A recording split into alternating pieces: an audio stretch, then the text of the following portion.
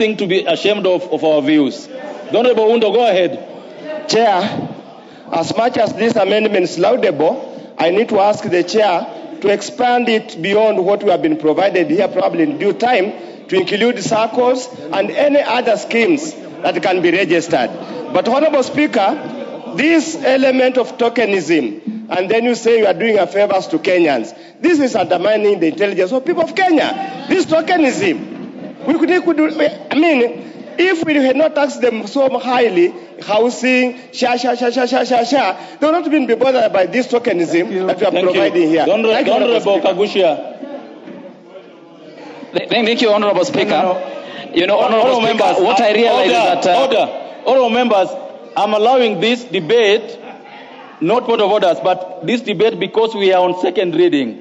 So I would like to hear a debate, no point of orders anymore. Go ahead, Honorable Kagushia. Thank you, Honorable Speaker. What I have noticed and is what we have realized, there is a bit of lies and misleading information from this House, is that from the budget that we passed a budget where we are going to collect 3.6 trillion Kenya shillings this coming year. And the much we have collected this year is about 2.6 trillion. Honorable Speaker, we are projecting to collect a revenue of an extra 1 trillion Kenya shillings, but Majority Leader is here convincing Kenyans that we are not raising any funds through this finance bill. Honorable Speaker, that is misleading, and Kenyans need to know. Order. Honorable Kagushia, we are talking about the new clause 22A. I would like to listen to you on that clause, please. Yeah. Honorable it's called relevance. Thank you, Honorable Speaker. Yeah. What I'm trying to say is that the assertion that this finance bill, including the clause in question, is relieving Kenyans from taxes is untrue. Kenyans are going to be subjected to a tax to raise revenue up to 1 trillion Kenya shillings in the coming one. Thank you. The Honorable Minority Leader. Chair, the problem we are having here is that there is a mentality and belief that the finance bill is supposed to raise taxes only. Taxes only. It can also reduce. Chair, facts are facts, and facts are stubborn. Majority of our people in this country bank with microfinancing. And if they are given mortgage reliefs for those who are borrowing from microfinances, and you are here opposing it, with the mentality that a finance bill should only raise taxes, it should not reduce, then you're in the wrong place. Thank you. You're in the wrong place. Thank you. The Honorable Muchomba. The Honorable Muchomba. I've given you the mic, so just be patient, you're going to get it.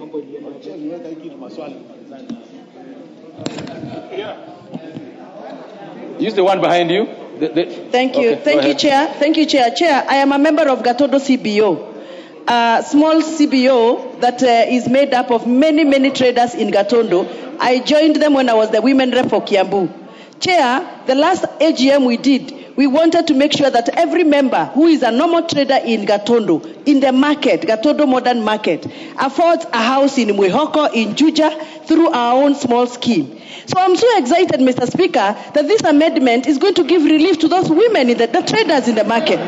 It is absurd that somebody who is elected by members, like Honorable Adeto, can actually stand in the House and say that such women should not be given such a relief. Thank you. Mr. Speaker. All members, we must decide this either way. Therefore, put the question that order. This will be decided either way. I now put the question that the new clause 22A be read a second time. Will another opinion say aye? Aye. Will another opinion say nay? Nay. Ayes have it. All members, I propose the question that the new clause 22A be part of the bill. I now put the question that the new clause 22A be part of the bill. Will as many of that opinion say aye? Aye. Will as many of that opinion say nay? Nay. Ayes have it. The honorable member from Kisii. I'm not able to get the name. The honorable Mayaka. What is out of order? Chair, we are not. Our voices are not as loud as our male colleagues. You got the mic now, so go ahead with your point. So, Chair, I just wanted to add my voice to this particular clause because it's very important. One of the microfinance institutions that is actually licensed under this is the Kenya Women Finance Trust. And for me, this is a win for the very many million women Kenyans who are members of the Kenya Women Finance microfinance institution because they're beneficiaries of this. So Members, I now put the question again that the new clause 22A be part of the bill. Will another opinion say aye? Aye. Will those of another opinion say nay? Nay. The ayes have it. Provisions relating to the Value Added Tax Act, Cap 476, Clause 25. Members, I propose the question that Clause 25 be part of the bill. Because there are no amendments, I put the question that Clause 25 be part of the bill. As one of that opinion say aye. Aye. As one of that opinion say nay. Nay. Ayes have it. Clause 26. I propose the question that Clause 26 be part of the bill. Chairperson, Clause 26. Honorable Chairperson, I beg to move that Clause 26 be amended as per the order paper. Honorable Chair, there has been a big shift in how businesses are employing employees. So what you find is that most establishments would outsource the service of the staffing of their staff on a chair.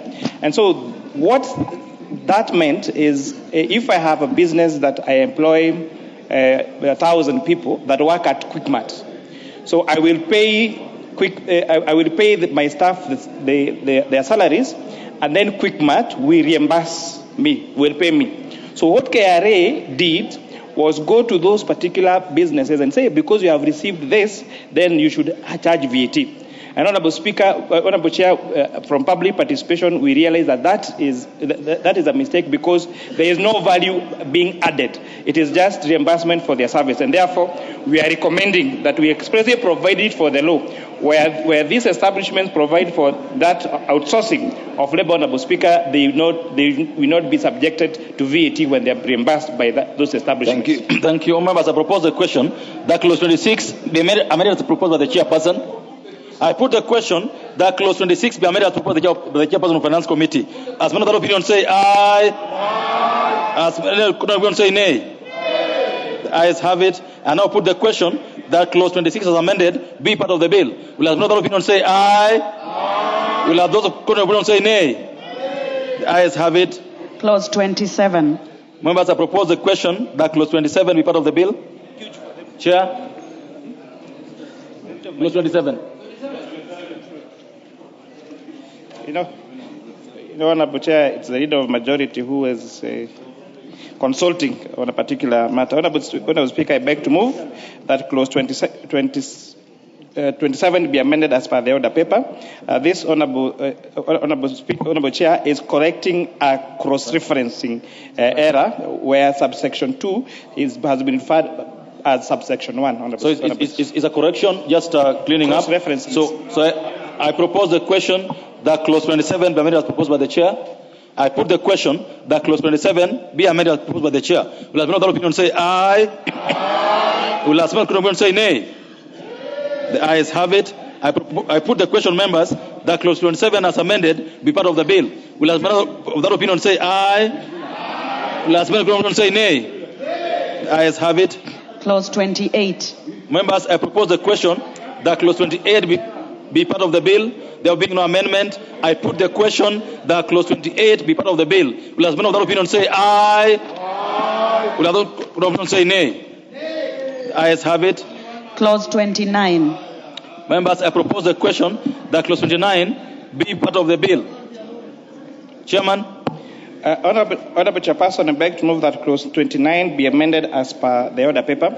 Again, Honorable Chairperson, these are some of the matters that were raised by the members of the public.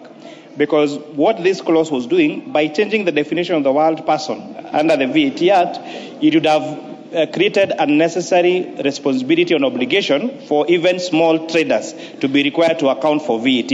And therefore, this is some of the issues that we agreed with the members of the public. We disagreed with National Treasury, and therefore we propose its deletion. Members, I propose the question, not put the question. I propose the question that Clause 29 be amended as proposed by the finance chairperson. The Honorable Kingola. The Honorable Kingola. Thank you, Mr. Speaker. As much as I agree with the chairman finance, when I looked at clause 29, Mr. Speaker, I wonder why each committee have to introduce such draconian measures to common mwananchi. If you look at that clause, it was proposing that every person who does any business should provide an invoice. And I was wondering, at what point will Mama Mboga, Boda Bodas, and those small-scale entrepreneurs do that? So, Mr. Speaker, Mr. Chairman, we should not be doing such things just to make Kenyans look like the government is minding them.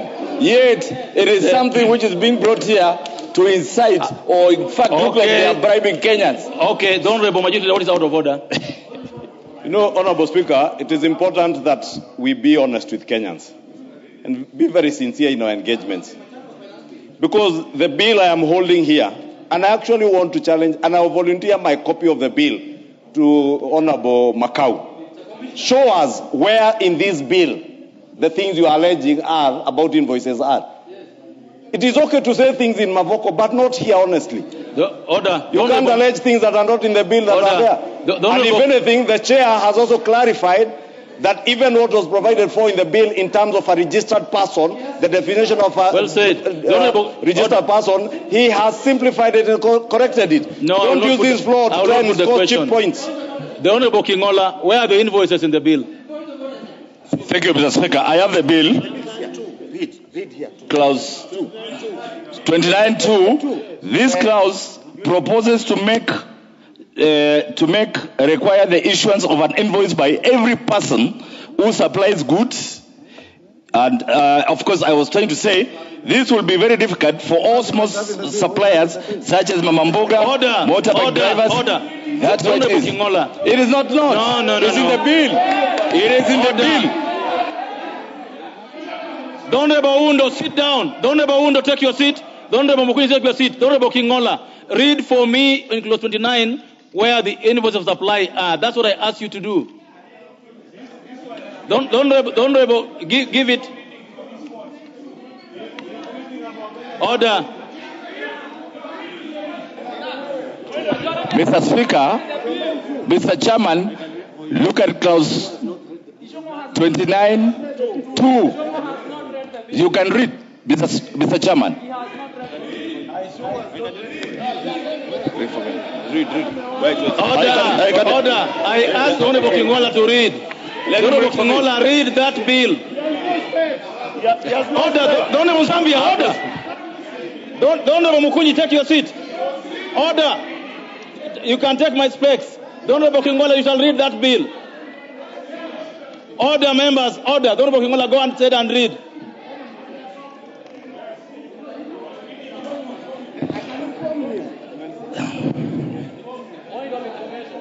Go ahead. Thank you, Mr. Chairman. I'm going to read it. Clause 29, number 2, an invoice showing an amount of that purports to be tax shall only be issued in respect of a taxable supply. Thank you. Now make your point. Thank you. Then, that is why I said, Mr. Chairman, I have a lot of respect. No. You'll come back to this. Thank you. Give him. Order, members. Yeah. Order. Mr. Chairman, I have because order, members. Mr. Chairman, I have the floor. Order, members.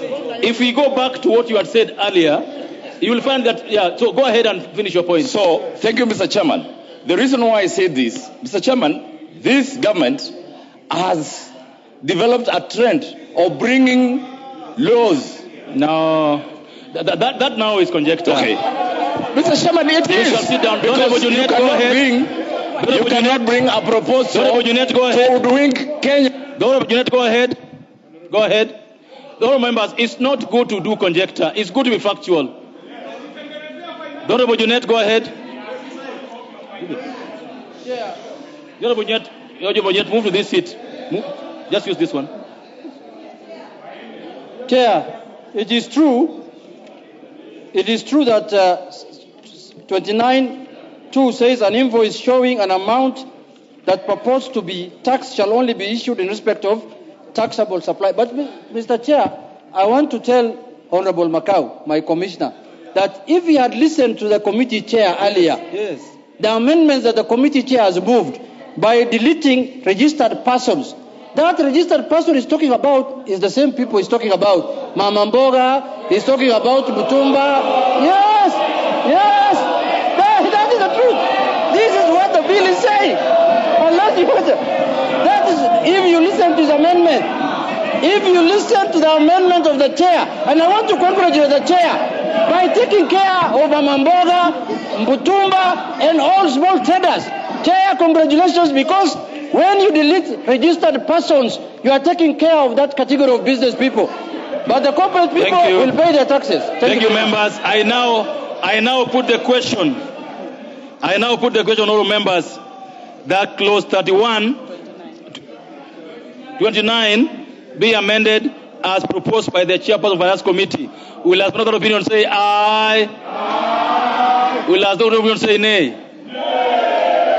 Ayes have it. I now put the question, members, that clause 29 as amended be part of the bill. Will as another opinion say aye? Aye. Will as another opinion say nay? Nay. The ayes have it. Clause 30. Members, I propose a question that clause 30 be part of the bill. There being no amendment, I put the question that clause 30 be part of the bill. Will as another opinion say aye? Aye. Will as another opinion say nay? Nay. The ayes have it. Clause 31. All members, I propose the question that clause 31 be part of the bill. Honorable Chair. Honorable Chair, I beg to move that clause, that one be amended. And Honorable Chair, I beg for members for patience because this is quite a very consequential amendment. I beg to move that clause 31 is amended by first inserting such capital goods, the exemption of which the capital secretary may determine to promote investment in the manufacturing sector, provided that the value of such investment is not less than 5 billion shillings, Honorable Speaker. So this particular provision on clause 31 is providing, Honorable Chairperson, for exemptions for manufacturers that come to invest more than 5 billion shillings. This is meant to make sure that Kenya becomes a manufacturing hub. 5 billion shillings, not less than 5 billion shillings. So that means that anybody that that comes and invests, makes such a huge investment here, and honorable leader of minority is telling me we make it too. Then that comes and makes the investment here, then Kenya will certainly become a manufacturing hub, Honorable Speaker, across the region. Second, Honorable Speaker, we are proposing to delete several of these paragraphs, Honorable Speaker, and this is where we are speaking to the change in the first and the second schedule, where some of the proposals that were being proposed move from zero rate to exempt were being proposed in this paragraph 31. So what, Honorable Speaker, after extensive public participation, this committee has made a decision to retain the following items under zero rate. Honorable Speaker, one of them is input of raw materials for, one of them is transportation of sugarcane from farms to milling factory, Honorable Speaker. And this I know is a huge, huge deal for the people of Western Kenya, for the farmers of the sugar sector, Honorable Speaker, and therefore it is important that transformation of sugarcane from farms to milling factories continue to be zero rated, Honorable Speaker, so that we make it easy to have manufacturing, Honorable Speaker, and grow our sugar sector, Honorable Speaker. Thank you. It is also important to note that we have also retained, Honorable Speaker, Honorable Speaker, the supply of raw materials for feeds, Honorable Speaker. Animal feeds are going to continue to be under zero, Honorable Speaker, and this is to continue making sure that feeds, Honorable Speaker, that animal feeds continue to be affordable, Honorable Speaker, and continue to retain in zero rate, Honorable Speaker. It is also important that we also mention that manufacturing of phones, of locally assembled phone manufacturing of phones, we still want to make that to be zero rate, Honorable Speaker. This is going to continue making it easy for our own locally manufactured smartphones and other phones to be very competitive in the market, Honorable Speaker. It's important to note when His Excellency the President said that Kenya is manufacturing phones and laptops, some people said that that was a lie.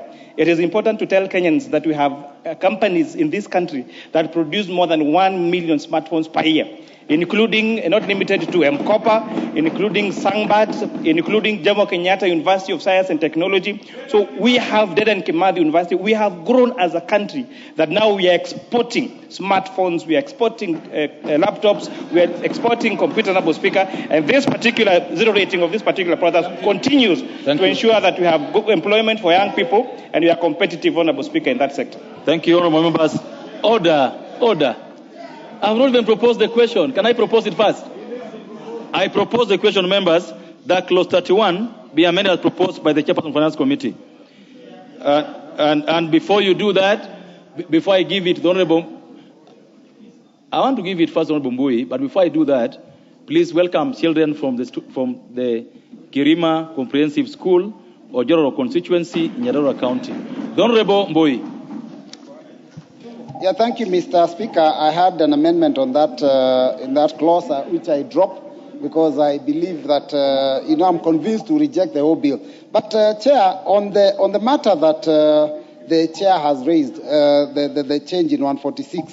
Now, I see this offending the Statutory Instruments Act because you cannot give the CS authority to exempt, and there is no reference to Parliament thereafter.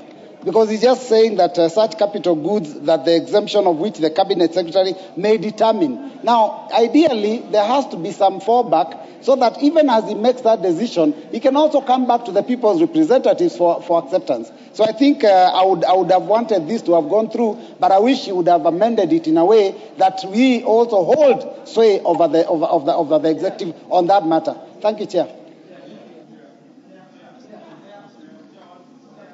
All members, on this, I will give a couple of members to say something. So I want to be patient, but when I give you a chance, please stick to the topic of discussion and spend 1 minute to make your point. The Honorable Wangwe. I'll give this side, then I'll come back this side. Give him the next. Give him any. The Honorable Wangwe, you could use this one. Sorry. Thank you, Chair. Chair, allow me to really appreciate the committee for making it possible that we retain the zero rating of transportation of Ken, Honorable Chair. Honorable Chair, by applying exemption, it was definitely going to distract what the government has structured now in terms of supply of Ken.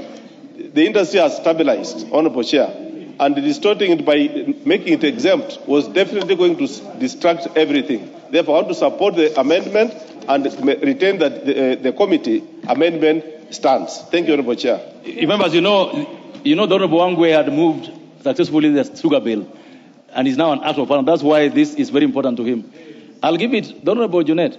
There's a young man I want to give a chance before you. He's called the Honorable Mukunji. Go ahead. Thank you, Honorable Speaker.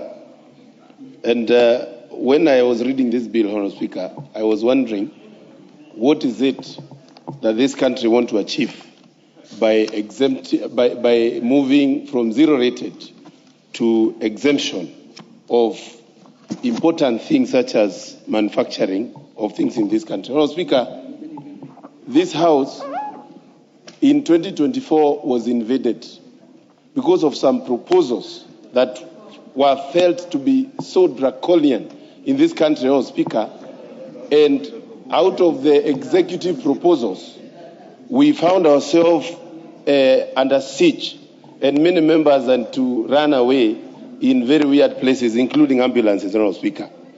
Honorable Speaker, I am one of the people who spoke closely to these manufacturers. And because of that proposal alone, phones would have gone to more than 40% increase in their prices, and they could not compete with even what is, Honorable Speaker, they are getting from outside. But Honorable Speaker, I ask myself, why is it that somebody can sit down and make a proposal so bad that it gets to this House and this House gets a bad name out of it? That's why, Honorable Speaker, as we say, and I know we are going to actually continue having this fight between zero ration and exemption. It is important, Honorable Speaker, to realize that many of these proposals have a ripple effect, whereby some of these proposals will have jobs being lost. Honorable Speaker. Order. And Honorable Mukunji. Now, be specific on 31, please. Yes, I am there, Honorable Speaker. Please. Honorable Speaker, the phone manufacturers, as a matter of fact, they should be given some tax rebate, including the railway tax and other taxes that involve local manufacturers. Thank you. Honorable Bongogoyo, I gave you a minute. You've taken 3. Thank you. Actually gave you 1 and allowed you 3. I said 1 and I gave you 3. Honorable Bongogoyo, go ahead. Thank you, Chair. And I want to say that on this particular clause, the committee has taken into consideration what we raised on the second reading. But let me say, if you want to build a country, this is how you build a country by zero rating. The executive had proposed totally different, and most importantly, you want to bring in another clause as the issue of excise duty, and you don't want funds to come from outside the country. Grow your economy so that some of those things you are able to facilitate people who are in this industry, so that ultimately the issue of even excise duty, which we will be rejecting, will not be there, because once we grow this industry, it will be easy for us. Lastly, allow me to say, the chair, you have considered what you say. That is now what should be happening, not what you do in other incidences. Thank you. Honorable Wandeto.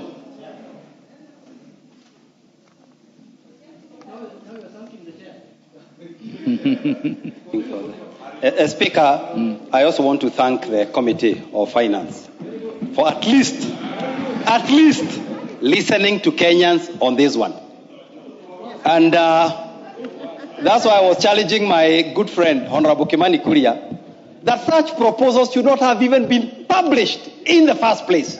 We should not be going through this cleansing ceremony and wasting time. But, Mr. Speaker, my contribution is, and I would like the Honorable Kimani Kuria to listen to this, about manufacturing and the exemptions that are being proposed here, that the Cabinet Secretary can deal with exemptions up to 500 million shillings. I think you have amended it to 5 billion. Mr. Speaker, we are trying to encourage cottage industries, and we seem to be running an economy that we are purposing for foreign investors.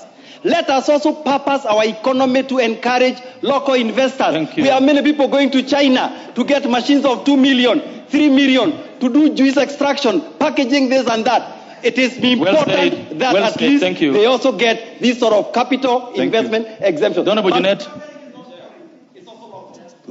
Chair, I want to point out that members don't understand the powers they have. It is the same reason why we are looking at this bill is because we are the ones who have the powers to amend it.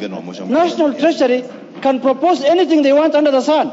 Now, you don't need to say, why is National Treasury proposing? It is you as the representative of the people who should make a decision. And that's why we're here today. That's what we are doing. Honorable Wandeto must know he has been sent here by Tetu people so they can protect their interests in accordance with the law. And that is what we are doing to do. So, Mr. Speaker, first I want to support this amendment. I want to say, Mr. Chair, that this amendment is going to make Kenya an industrialized country. Chair, you know, when you attract investment more than 2 billion shillings to your country and giving them relief is when you will get serious investors. That is when you will attract international investors. That is when you will attract foreign direct investment to your country, Mr. Speaker. Secondly, Mr. Speaker, I represent sugar growing area. By zero rating transportation of sugarcane, Mr. Speaker, Mr. Chair, is going to make my people's life better. Chair, as you are aware, this government of the broad-based has revived the sugar industry like no other government. All the sugar factories in our area are now working. In my own county, sugarcane farmers have been paid 1 billion shillings for the last 1 month, for the last 1 year, Mr. Speaker. Mr. Speaker, let us accept when the government is doing a good job. Let Thank us you. own it, Mr. Thank you. Speaker. The Honorable- Let us the not just Honorable- oppose for the sake of opposing, like Thank what I'm you. seeing from this village of The Amunyoro. Honorable Wamuch. The Honorable Muchomba. 1 minute, please. Let it be a minute so that we clear this. The Honorable Muchomba. Chair, thank you very much. I happen to be a member of Finance Committee. And we went to various counties in this country listening to Kenyans submitting on their views of the proposed executive finance bill proposal. One of the biggest proposals we received, especially in my county, Kiambu, they came and told us they don't understand the issues of exempt. All they care is whether the animal feeds are going to be cheap at the point of purchase. So, Honorable Chair, it is important for every member of this parliament, before we come to such strategic discussions like today, everybody should seek to read reports of committees before you come to debate in this house, so that you know Thank you. what members The of your Honorable Justice county May. proposed and what is being adopted. Thank you. Thank you. You know, I gave out the 5 on this side. Allow me to also give this side. The Honorable Oundo. It's only fair. Yeah. Thank you, Mr. Chair. I want to support the amendments brought by the chair of the committee on clause 31, particularly to make manufacturing in this country more competitive. But more importantly, Mr. Chair, zero rating transportation of cane is a very, very critical move at this point in time when cost of production is a major issue in this country. In cost of production, 30% goes to transportation of cane. So if we zero rate, Mr. Chair, we will be reducing the cost of production in this country. Thank you so much. The Vice Chair of Finance Committee. Thank you, Chair. I think I need to make this clear. Are you I am just a member committee? of Finance. The Vice Chair. Honorable CPA Ruto. I am a committee member of Finance. You've been purporting to be Vice Chair of that committee. I didn't know. Now I do. The Honorable CPA Ruto, go ahead. Thank you. That could be good prayers. Chair, I'm just speaking from the point of view of the committee report. And can I be heard in silence, Chair? I'm just speaking from the point of view of the committee report. Yes. What members, Honorable Wandeto there is saying is that it is very good to be attentive and always collect the content of every committee report before you react.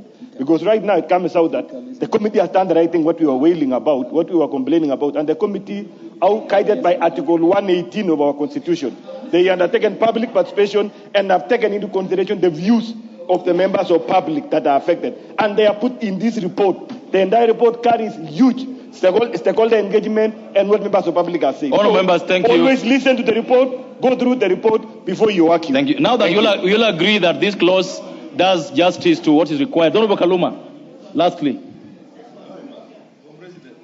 Chair, I want to support this provision, but with a caution that when we zero rate goods and services, the benefit should go to the consumer. Honorable Chair, the reason as to why the government was initially proposing deletions of these zero rated items is that no benefit is going down. Instead, the tax expenditure is going into hundreds of billions. So we are collecting money, giving to people who are not passing the benefit. So let me say that because we are not as bold as we should be today, and because the people want it so, let us zero rate these goods, but let the factories, the owners of the goods and services, transfer the benefits to the consumers. Thank you so much. That is something Thank you. Members, I want to allow the Honorable, because there's a small thing we left out, and it's causing confusion. The Honorable Chairperson of Finance Committee, you got 2 further amendments to move before we vote on this. Please go ahead. So, Honorable Chairperson, even before I move these 2 amendments, Honorable Speaker, I am happy that our honorable members from the other side of the aisle, we are now reading from the same page. That Honorable Chair, these proposals come to this House. It is our responsibility to make our decision. That's why we are elected by the people of Kenya, Honorable Speaker.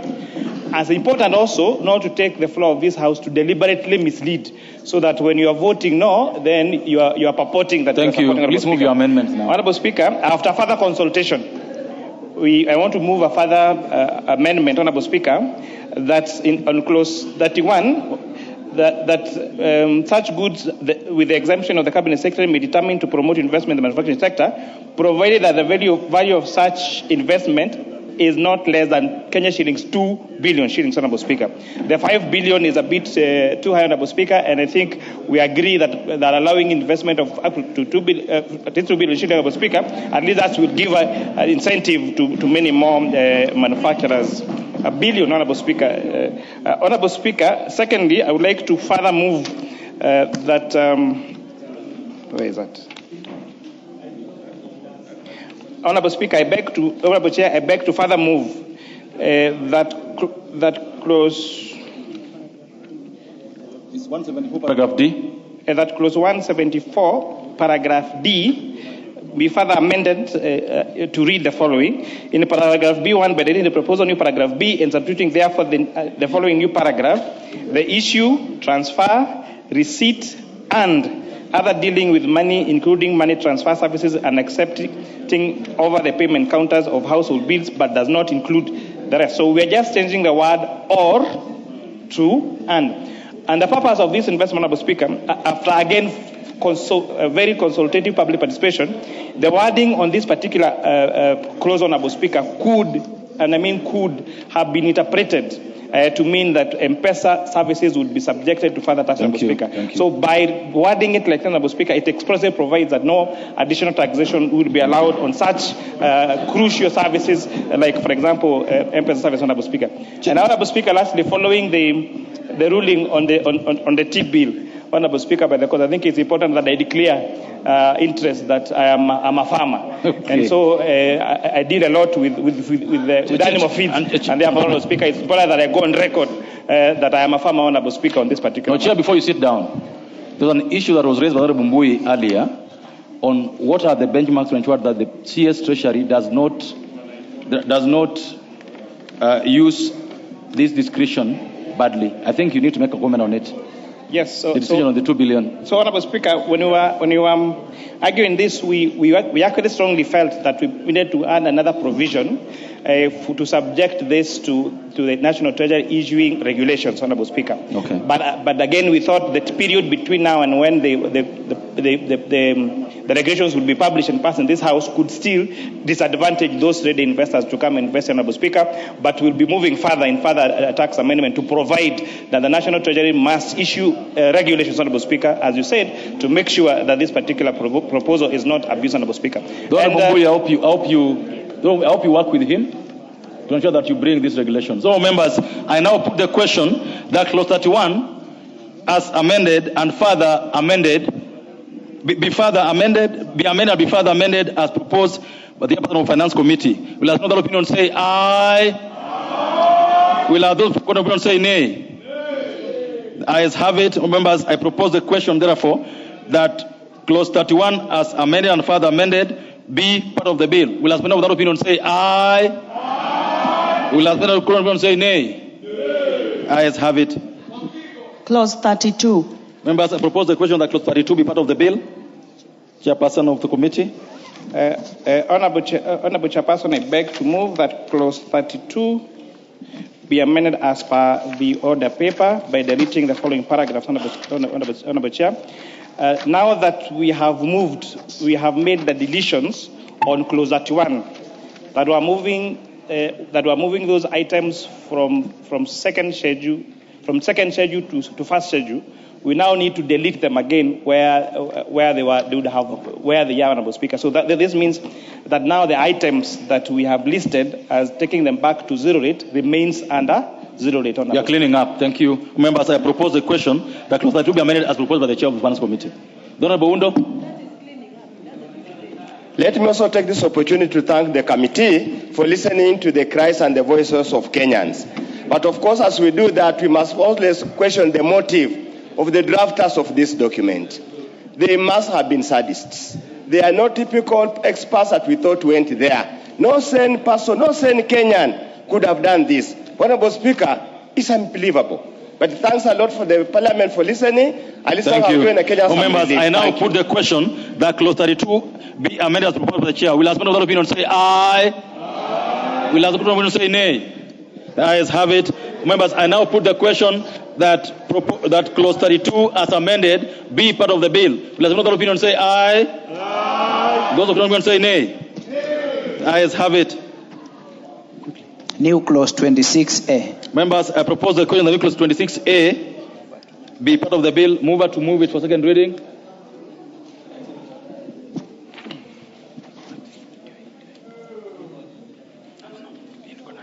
Honourable Speaker, I beg to move that new clause 26,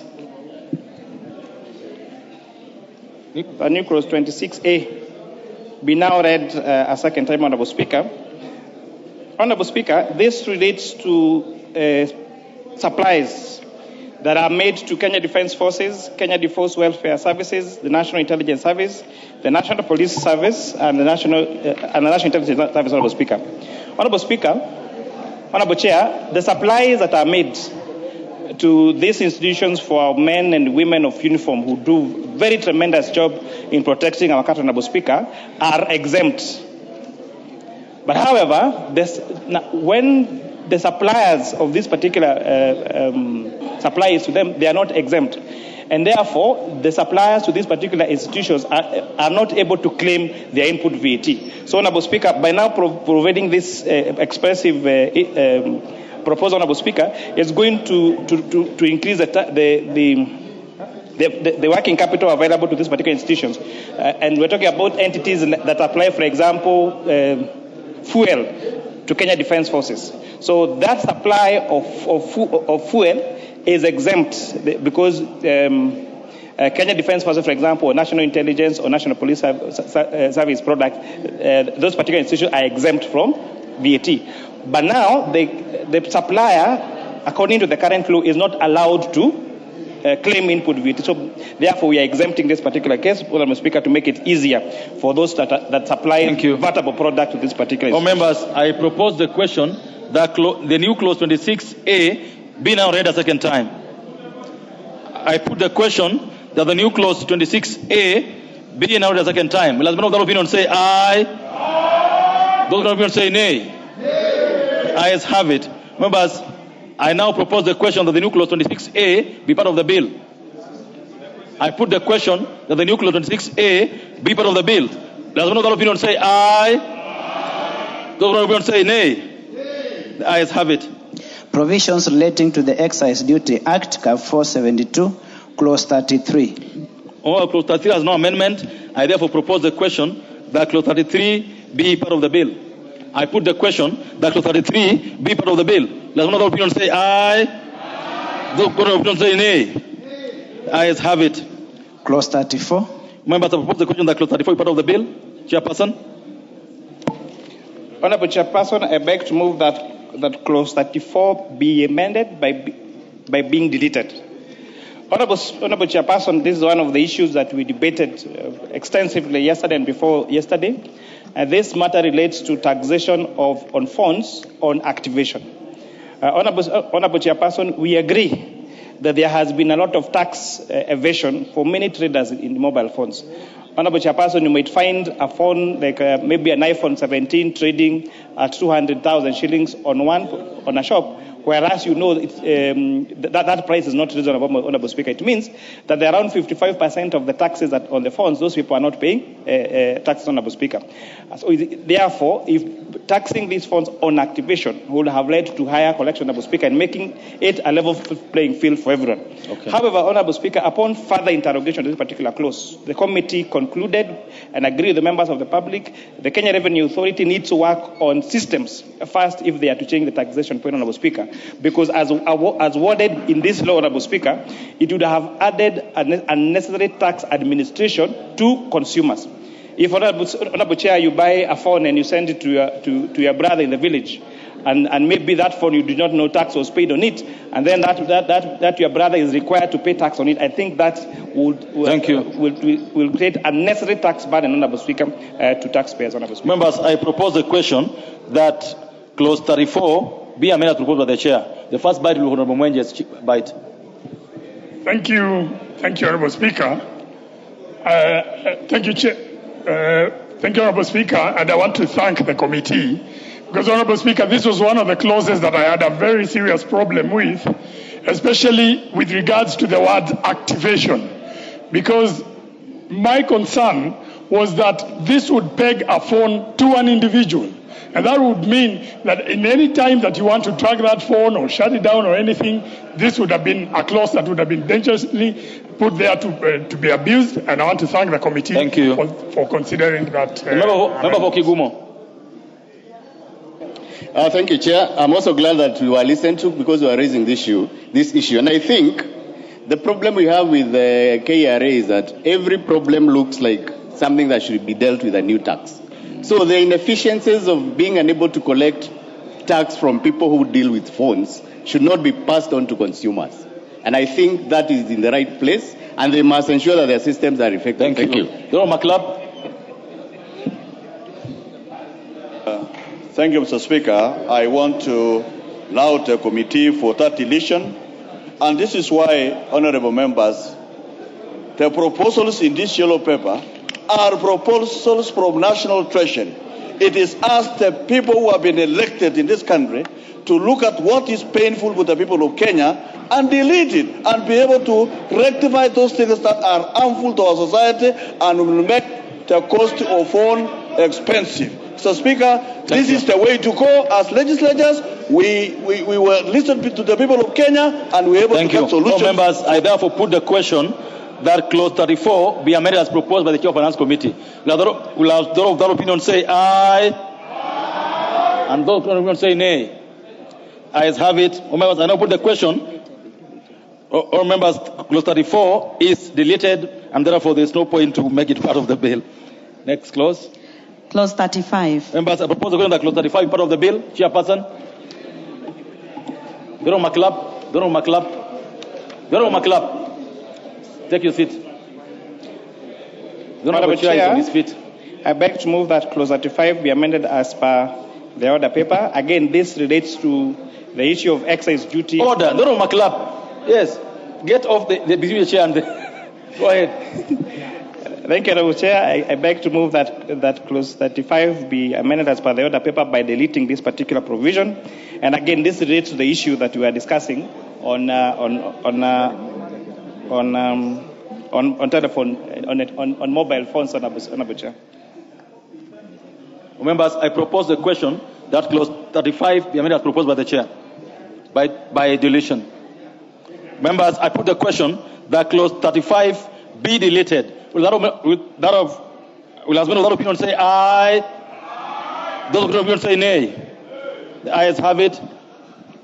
Clause 36. All members, I propose the question that clause 36 be part of the bill. Honorable Chair. Yes.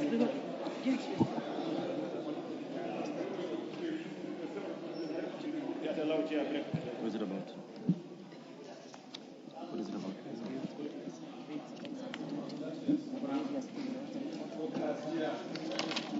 Honorable Chair, we are on clause 36. Your amendments to it. 36, yes. Honorable Chair, I beg to move that clause 36 be amended as per the order paper. This proposal will, again, Honorable Chair, clause 36.1 is about funds on clause 36.1 on Honorable Chairperson.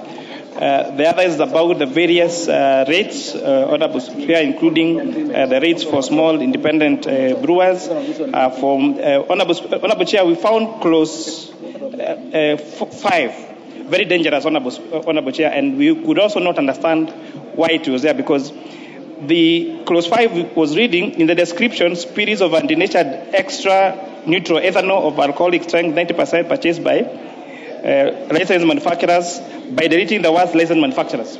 So by deleting the word licensed manufacturers, it will mean that you would have high concentrated ethanol being available being sold to other businesses who are not registered manufacturers, Honorable Speaker. And we thought that would be very dangerous, Honorable Speaker. Further, I'll be moving to further amend clause F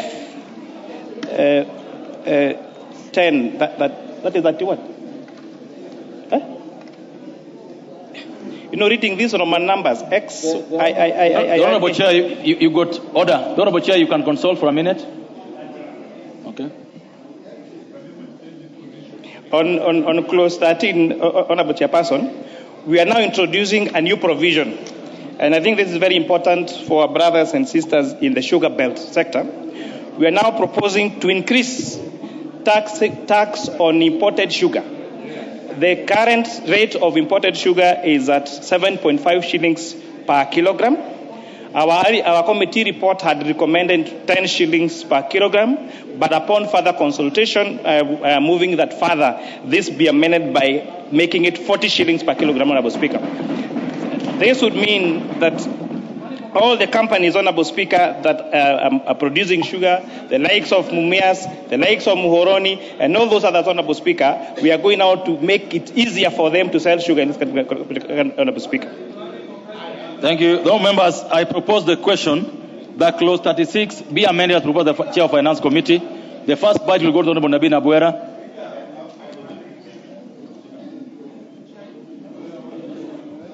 Honorable Nabi, it's over there. You got the mic. Thank you, Chair. I second the proposal, Chair.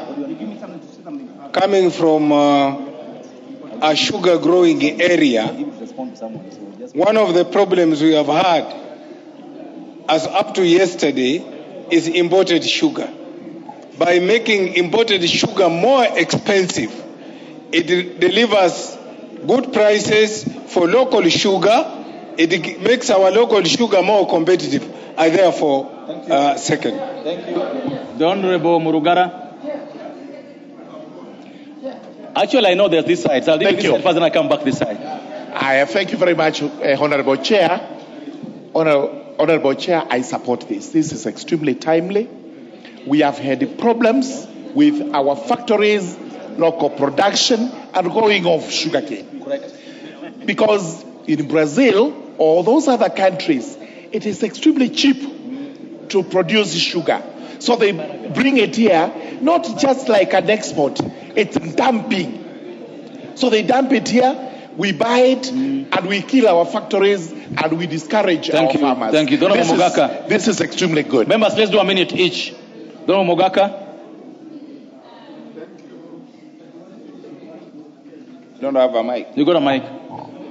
Yes, thank you, Chair, and I want to support that amendment, and in particular, thank and applaud the Chair of Finance Committee and Parliament for moving people-driven amendments. I am extremely happy that among the constituencies that the Committee of Finance visited is West Mugrango constituency, and when I see amendments being moved pursuant to the contributions and public participation done in my Nyamira town, I say this is the parliament that the people want, and I thank you.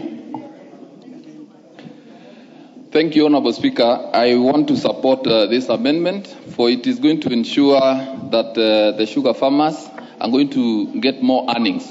But, Honorable Chair, as the government imposes tax on imports of sugar, it must also remove levy imposed on tea, because tea farmers will not get earnings, will not get profit for their tea if their tea, which is entirely meant for export, is levied. So let government impose tax on imported sugar, but remove levies on tea for export. Thank you. Honorable Baya. Honorable Baya. Honorable Baya, you got the mic.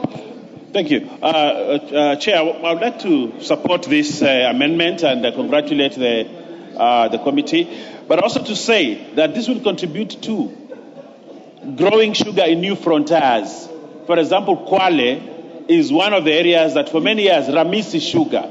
We have even potential to grow sugar in Tana River and potential to grow the fastest growing sugar in Kilifi. Honorable Chair, this is an opportunity, but also in the same breath, I would like to request Honorable Karemba to substantiate what levies have actually been imposed on tea. You know, Thank you. He does. The Honorable Junet. Chair, we must tell Kenyans the truth.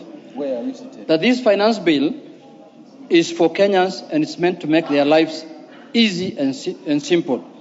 Chair, as I've said earlier, I represent sugarcane farmers.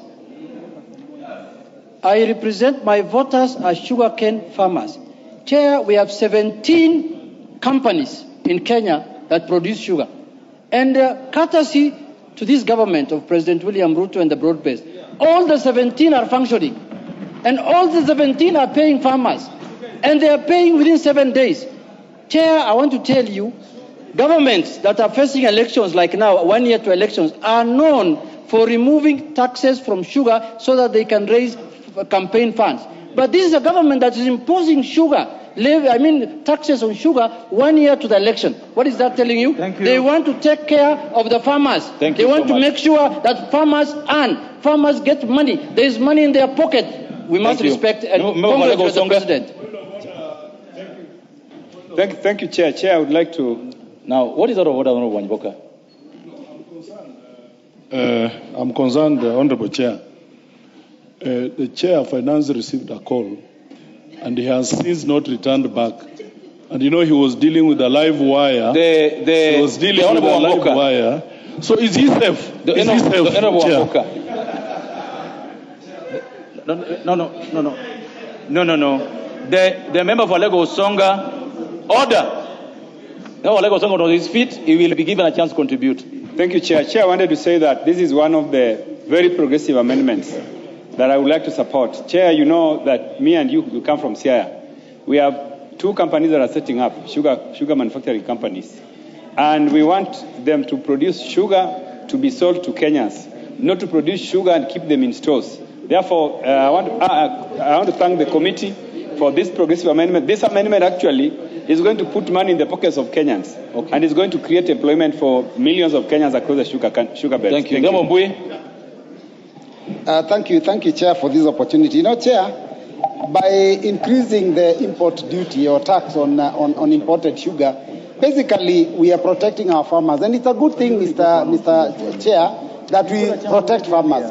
But Mr. Speaker, it's also important to ask ourselves, what happens to the local prices of sugar? Why is it they are not competitive in the international market?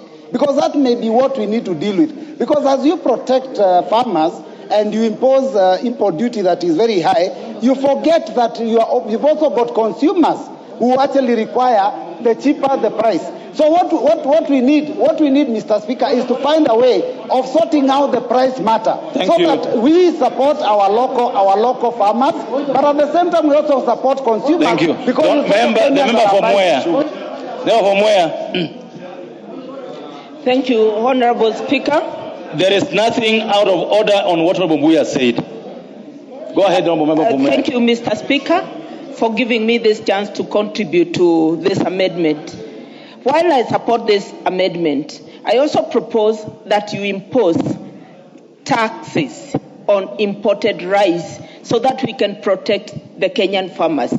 We are spending 55.5 billion on imports to this country from India, from Pakistan.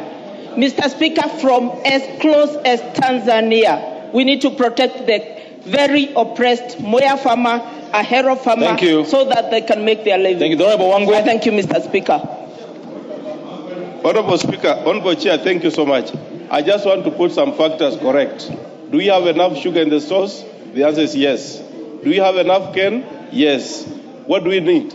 We simply need to have the market ready as it is. Therefore, Honorable Chair, I want to support the amendment by the committee that we put it high so that we don't want to see importation of sugar. Thank you. Honorable Wakali Mulu. Honorable United, I thought you already gave her a chance on this. Thank you, Mr. Chairman. Honorable Wakali Mulu. I was wondering whether I will be in order to remind you that we are not in third reading. We are in third reading, not second reading. And the procedure has been... Thank you. The Honorable Majority Leader. When all of this? Chair, I rise to support this amendment and indeed thank the Chair first for doing the further amendment from 10 shillings to 40 shillings. I even wish it would have been higher to make it punitive so that we protect our sugarcane farmers. You remember 3 years ago we were importing sugar. Sugar was at a price of 550 shillings a kg. Because of the efforts that have been put to uplift the sugar industry in the country, today sugar is available, as Wangwe says, from the cane farmers. Cane farmers are getting paid. And the only way we can undo these good gains is if we allow all those cheap imports to come from outside. Finally, Honorable Speaker, I've had a number of us speak to other levies levies to do with tea. I want to clarify that this finance bill has zero levies on tea or on coffee. It is very important that we make that clear so that even as we seek to speak to the public, we be clear that the finance bill had only issues to do with helping sugar cane farmers. Chairman of the committee, finally, so that we put the question. So, Honorable Chairperson, I just wanted to also inform this House that further, we have provided... Do you want to be informed by the Honorable Babu Owino? Okay, let me be informed by the Honorable Owino. You want to inform the Honorable Chair? Go ahead and inform him. He says you can inform him. Thank you very much, Chairman. You know, Mr. Speaker, Mr. Chair. whoever he is now, as at now, Chairman, let me inform the Chairman. When we sit where we are sitting, we are chairpersons. When you sit on the seat behind me, we are speakers. We are not whoever he is. Thank you. I was just trying to massage your ego, Chairman, but I it's don't okay. have ego at all. Anyway, Chairman, let me inform Chairman Finance Committee. Chairman, our consumption rate for sugar in Kenya is at 1.14 million tons that we consume. What we produce is 610 metric tons, correct? What we produce is 610,000 metric tons, which means that what we import is around 505,000 metric tons. What is your source, Honorable Babu? What is your source of information? Chairman, let me just inform you, please, that this information is common knowledge. Therefore, Chairman, when we talk about importation of sugar, it means that we solely depend largely on imported sugar as Kenyans. And therefore, when the Chairman Finance Committee is stating that taxes will be increased from 10 to 40, at that rate, it means that the consumers in Kenya are going to be hurt more. Okay. Chairman, as I proceed... Thank you. You are informing the Honorable... Let me finish my point, Chairman. Let me finish my point, please. The Chairman of the Finance Committee, you've been informed about... You are being informed about quantities of sugar. Are you abreast with those quantities of sugar import and export? Honorable Chairperson, the figures that Honorable Babu Owino is referring to is figures of 2022. So there has been, when Honorable Babu Owino claims that knowing how many metric tons are produced is a matter of common knowledge, it is a matter of fact, Honorable Speaker. And some of us also have an advantage of having extensively done our research on this particular matter to have the correct result, Honorable Speaker. So I don't want to be informed because Honorable Babu Owino is misinforming and disinforming. Go ahead and wind up. Honorable Chairperson. Wind up. On the other matter, Honorable Chairperson, it is important to note on EE, Honorable Speaker, on imported MDF boards, imported block boards, imported plywood, Honorable Chairperson, we are now adding 30% excise duty, Honorable Speaker, for some of these particular items, Honorable Speaker. And this is the reason. I come from a timber growing constituency, Honorable Speaker. The whole of Njoro, the whole of Molo, the whole of Kuresoi. But what has happened, Honorable Speaker, we have some these imported MDF and plywood, Honorable Speaker, that are coming from all the way from China, that has made our factories uncompetitive, Honorable Speaker. So what we are saying is that we are going to be selfish as a country. We are going to protect our own. We are going to grow our manufacturing. And it is important, even if the figures about our production even it were to be correct, Honorable Chairperson, we are not stopping importation. We are saying if you have to import, fine, pay more. We have higher tax collection, and we support farmers, Honorable Speaker. Thank you. Members, I now put the question that clause 36, as amended, be part of the bill. Order. Honorable Babu Owino, order. Members, I now put the question that clause 36, amendment proposed by Chair of Finance Committee. As one of the opinion say aye. As one of the opinion say nay. Members, I put the question that clause 36 as amended be part of the bill. Last that opinion say aye. As one of the opinion say nay. Ayes have it. New clause 35A. Members, I propose the question that new clause 35A be part of the bill. Chairperson. Move to second reading. Honorable Chair, I beg to move that new clause 35A be now read a second time. This is amending Section 29 of the VAT Act by inserting the following new paragraph: that excess duty has been paid in respect of inputs used by a licensed or registered manufacturer to manufacture accessible goods. Honorable Chairperson, this is seeking to provide clarity on payment of excess duty on inputs by a licensed or registered manufacturer. So what is happening currently, Honorable Chairperson? Manufacturers of accessible goods have not been able to claim their inputs they pay on excess. So therefore, putting this provision now will make excess duty that is paid on raw materials, Honorable Speaker, to be claimable by manufacturers of accessible products. Thank you. All members, I propose the question that the new clause 35A be part of the bill. I put the question that the new clause 35A be now read a second time. I put the question that the new clause 35A be now read a second time. As one of the opinion say aye. As one opinion say nay. Ayes have it. I now put the question, members, that the new clause 35A be part of the bill. I put the question that the new clause 35A be part of the bill. As one of the opinion say aye. As one opinion say nay. Ayes have it. New clause 36A. Members, I propose the question, the new clause 36A be part of the bill. Mover. The new clause 36A.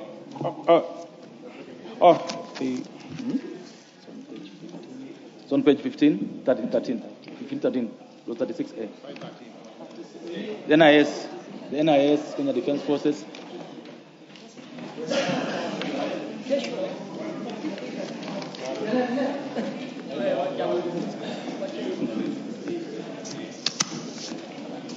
Honorable Chairperson, I beg to move that this new 36A be now read a second time.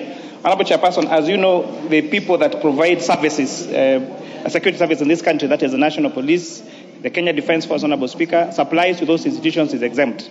However, another important entity in terms of our security operators is the National Intelligence Service. So we are now providing for supply of goods and services to National Intelligence Service to be exempt, to be now treated the same as we treat for KDF and for Kenya Police. Members, I propose the question that the new clause 36A be now read a second time.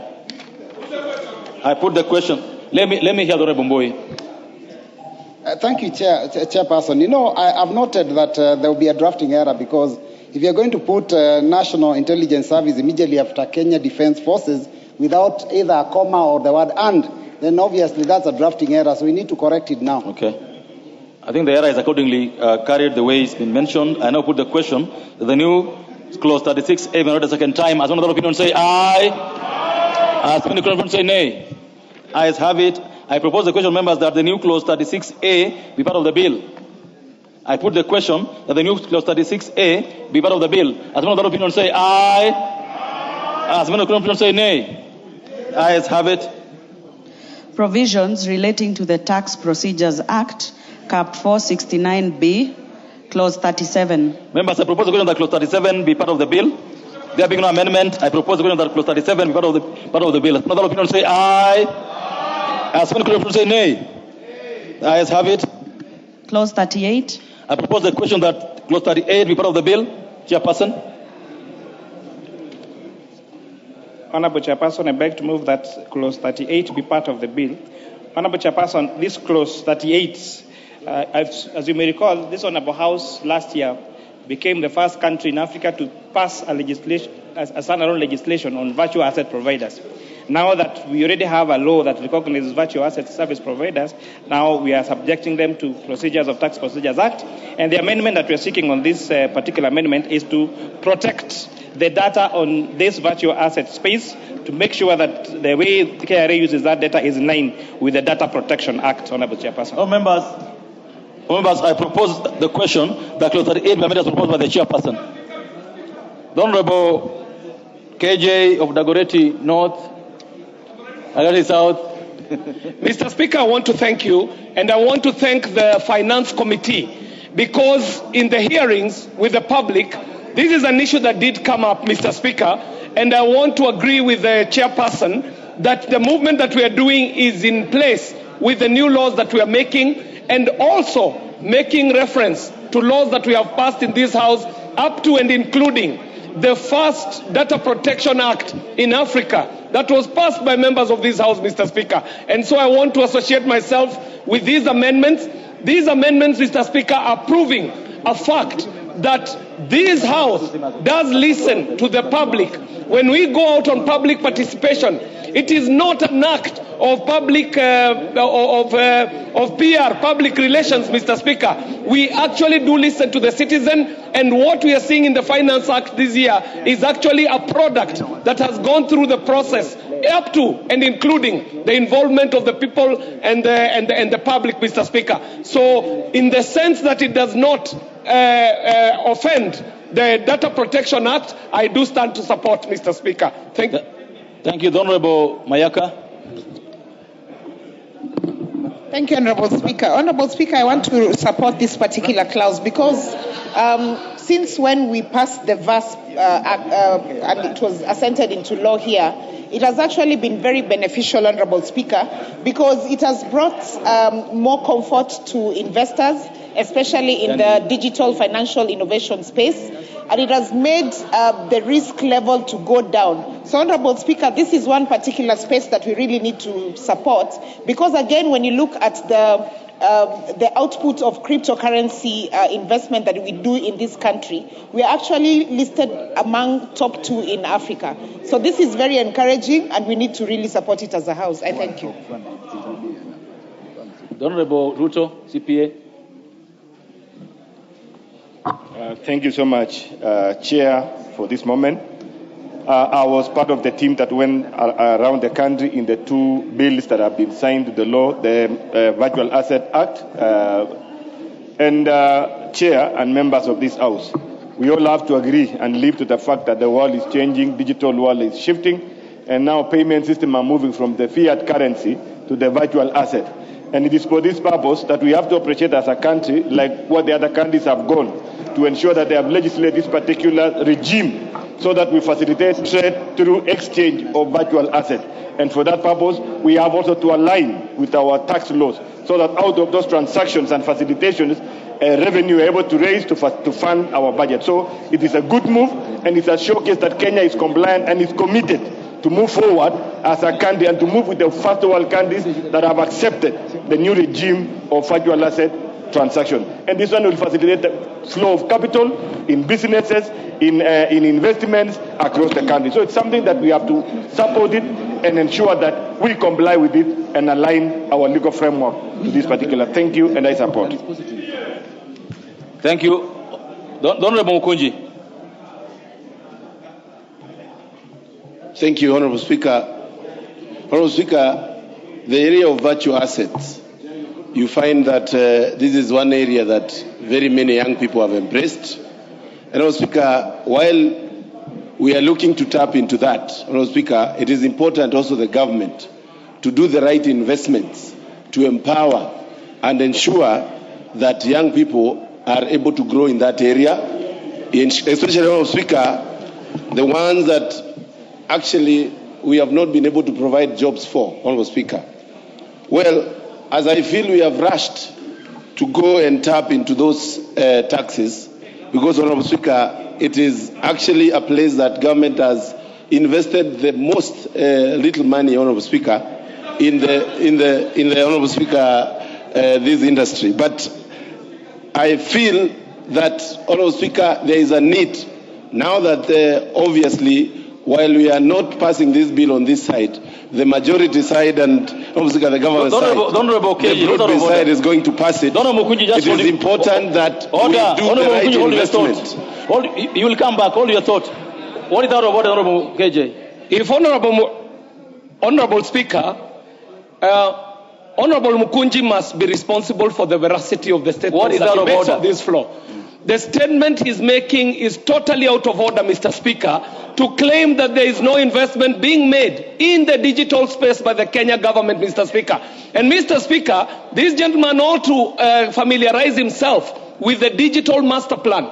that is rolling out digital points in every constituency. And if in his constituency is not investing, Mr. Speaker, he should say that it is in his constituency that the investment is not happening. But nationally, Mr. Speaker, there is a grand plan that is rolling out digital centers in every single ward of this country, Mr. Speaker. And I want to call upon Mr. Mukunji to set up his digital innovation hubs. We shall equip them for the benefit of his people in his constituency. Thank you very much, Mr. Speaker. Honorable Speaker, that was an uncalled for interruption, Honorable Speaker. And I want to say that it is not about the promises. And Honorable Speaker, we have been through this. We have seen the promise of Grammys, the promise after promise, Honorable Speaker. We have done the investment, Honorable Speaker, in our constituency. I'm actually doing very good with my digital hubs. But, Honorable Speaker, that does not tell the government to come after those young people that are trying to make a living, and trying to make it. When, Honorable Speaker... The Honorable Mukunji. The Honorable Mukunji. You know, you're a young man I like so much, but I would like that when you give you a chance, you be factual. It's very good to debate factually, so that when you're speaking, I don't have so many of this. You know, the Honorable Mwango, please go ahead. Thank you, Mr. Speaker, sir. Inasmuch as the government side declares that they're supporting digital content creation and the new what they call the economy, the digital economy, I would want to ask my brother from Dagoretti North, through you, Chair, what are they doing to the restraints that are being put on digital content creators from Kenya not to enter Tanzania, the likes of Jakamfine, the other digital content creators that are venturing into Tanzania, and these people are being asked and they are being declared non-grantor to Tanzania. Thank you. What are you how are you addressing that issue? So it what matters happened? when you are creating the digital economy. Thank you. All members, we are on clause 38 of the finance bill. Honorable Mwago, a very good question, which I would like you to bring through the normal processes of Parliament. Just do a question. It's a very good question. No, it is not his job to answer questions at this point in time. All members, I put the question that clause 38 be amended as proposed by the Chair of Finance Committee. As another opinion say aye. As another opinion say nay. Ayes have it. I now put the question that clause 38 as amended be part of the bill. Will as another opinion say aye? Those opinion say nay. Ayes have it. Clause 39. All members, I propose that clause 39 be part of the bill, Chairperson.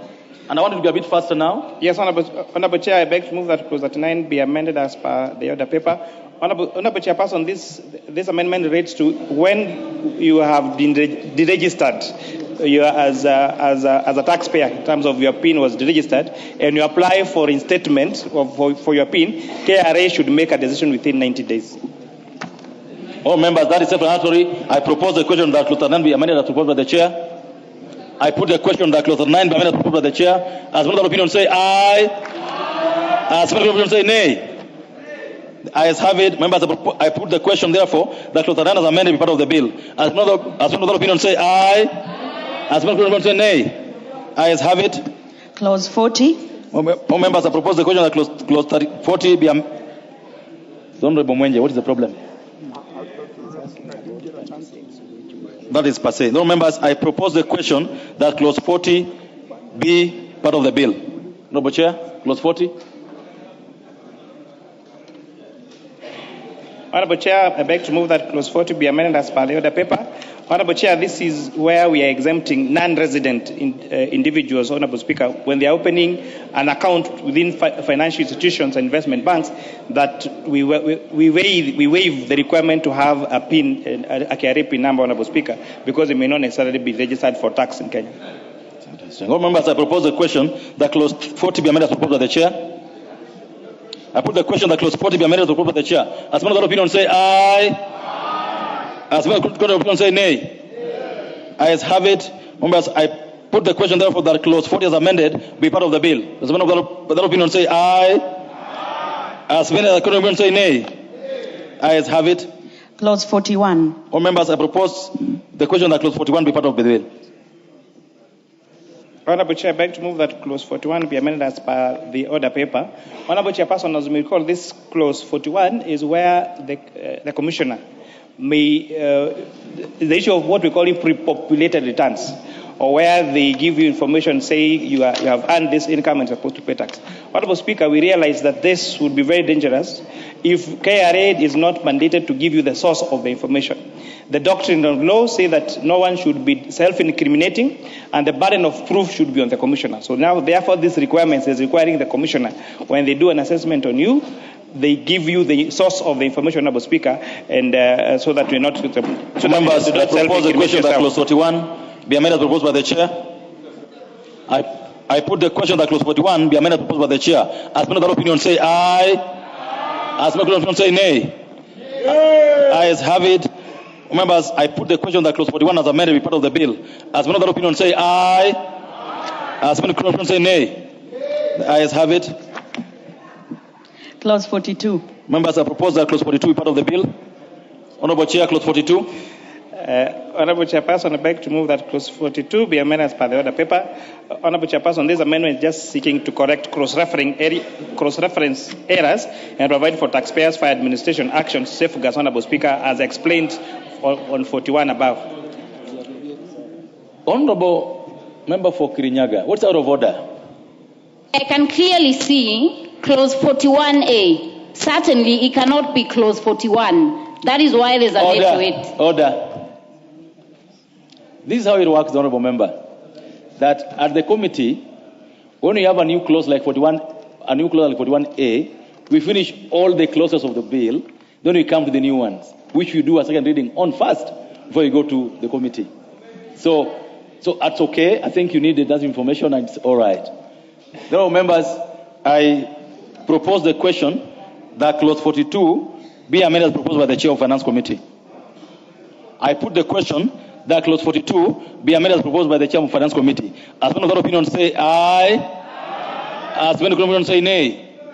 The ayes have it. I now put the question that clause 42 was amended be part of the bill. Will as men of that opinion say aye. Will those of that opinion say nay. The ayes have it. Clause 43. Members, I propose the question that clause 43 be part of the bill, and because there's no amendment, I put the question that clause 43 be part of the bill. Will as men of that opinion say aye? Will those of that opinion say nay? The ayes have it. Clause 44. Members, I propose the question that clause 44 be part of the bill. Honorable Chair. Honorable Chair, I beg to move that clause 44 be amended as per the order paper, and this we are proposing a deletion of this particular clause, Honorable Speaker. Honorable Chairperson, this amendment relates to institutions that do withholding. So if an entity withholds tax, or if an institution is a tax withholding agent and fails to withhold that particular tax, but the taxpayer pays the total tax, then the institution that failed to withhold should not be penalized, because after all, the total tax was paid by the taxpayer, Honorable Speaker. So that's why we disagree with the National Treasury on this and takes a view of the public that this clause needs to be deleted. Members, I propose the question that clause 44 be deleted. I put the question that clause 44 be deleted. As one of the opinion say aye. As one of the opinion say nay. The ayes have it. Clause 45. Members, I propose the question that clause 45 be part of the bill. Chairperson. Honorable Chairperson, the committee is proposing a deletion. I beg to move that clause 45 be amended as per the order paper. This is where, Honorable Chair, when agency notice is issued by Kenya Revenue Authority, this is on the power of Kenya Revenue Authority to give you an agency notice, Honorable Speaker. This would mean that if they do an assessment on you, even before you appeal, then they can issue an agency notice to your bank, Honorable Speaker. We disagree with the National Treasury on this, support the views by the members of the public, and therefore support its deletion. Members, I propose the question that clause 45 be deleted. The Honorable Kaluma. Yeah, Chair, on this particular one, I wanted to request the audience of the members, because I disagree with the committee and I'm opposing this amendment. Chair, what is being proposed here, Honorable Chair, is that you will have agency notices being stayed until you are done with the tax appeals tribunal. when you thereafter appeal, Honorable Chair, you should apply for stay in the High Court. The fact of filing of notice of appeal up to whatever level you want to go should not automatically, stay, your agency notices. And what was confirmed, Honorable Chair, out of the cases that are pending in the High Court on appeals, the Court of Appeal and the Supreme Court, over billions and tens of billions are being held, even if those appeals are frivolous. I was going to request the committee to drop this proposed amendment. We leave what is passed as is, so that the higher courts on appeal can determine whether or not to issue stay or not that it is automatic. So that where there is a frivolous appeal, you are obligated to pay. And I'm taking that from the fact that the Tax Appeals Tribunal is an impartial body which has heard the people, prior. Honorable members, the Honorable Wandeto.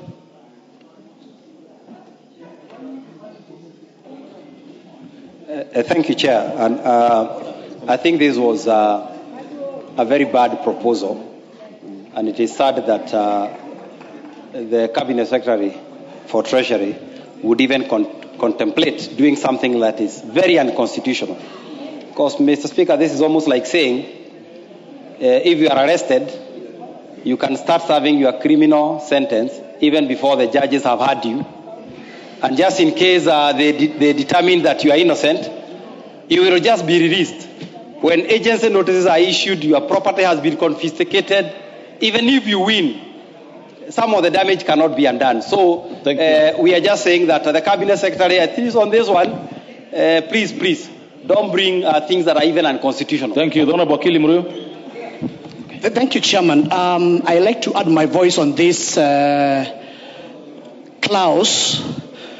Again, purely because under our Constitution, you must exhaust the process of the law before the applicant can enjoy the fruits of litigation. Now, in instances whereby in the tribunal, the respondent, or maybe the taxpayer, is dissatisfied with the outcome, then he has to go to the High Court and the Court of Appeal, and even possible the Supreme Court. Now, when you stifle that process, and yet is guaranteed under the Constitution, it is work infiltrated, because one will go to court under the Constitution and declare the clause unconstitutional. Thank you so much, Mukil. Honorable Minority Leader. Chair, on this one, I want to agree with the amendment proposed by the Chair. And for the first time also, I want to agree with the Wamunyoro Group. Chair, let us even... What is the Wamunyoro Group? Wamunyoro Group is here. Okay, go ahead. Nowadays, I am the caretaker. Go ahead. Chair, I am the caretaker of Wamunyoro Group in Parliament. They sit behind me. I am the caretaker of Wamunyoro Group in Parliament. That's the truth. Don't know Wamboka. What is out of order? They are orphans. They have no people in Parliament. Honorable Junet, can you take your seat? No, Honorable Junet, take your seat. Order, take your seat. Honorable Wamboka, what is out of order? Chair. Check the next mic. The one with the Cairo, yes. Order.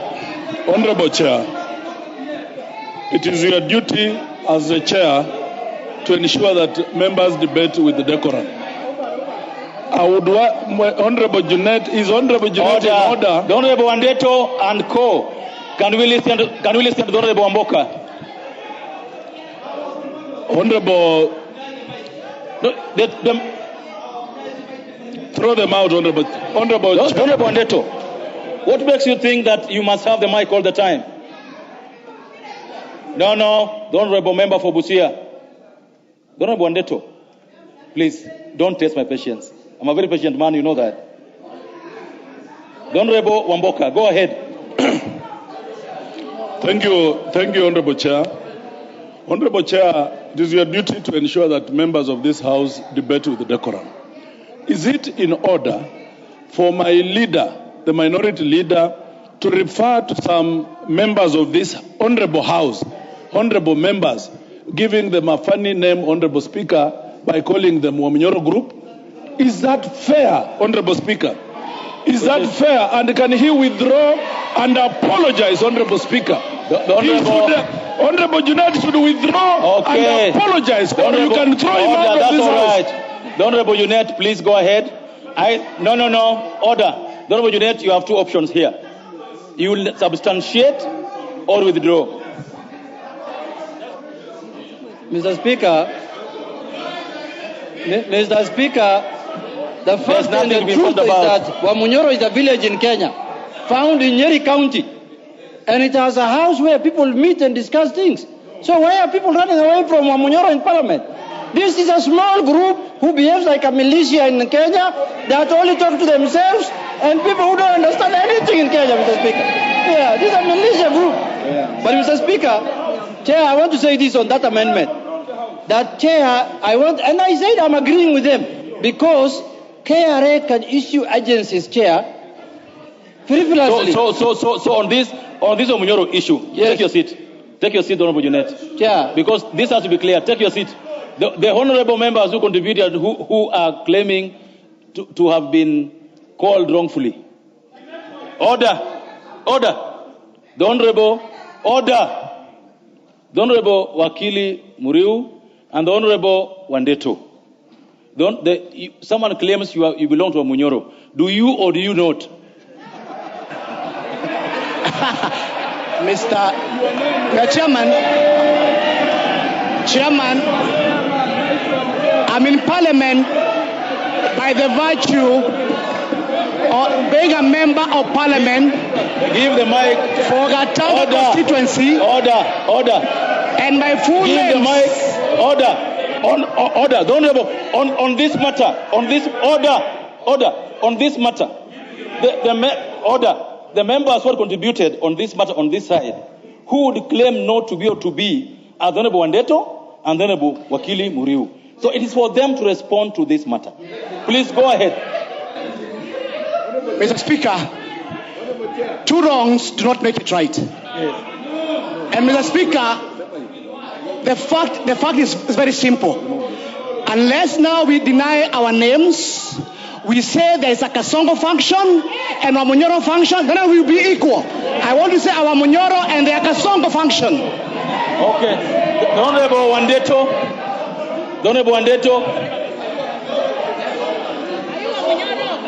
Mr. Speaker, Wamunyoro is a village somewhere in Tetu.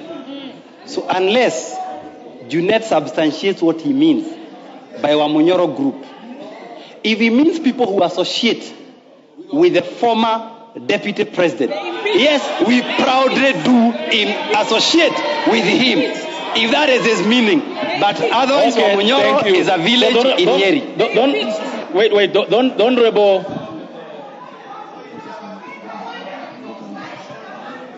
Don't rebel Kibagendi. Go ahead.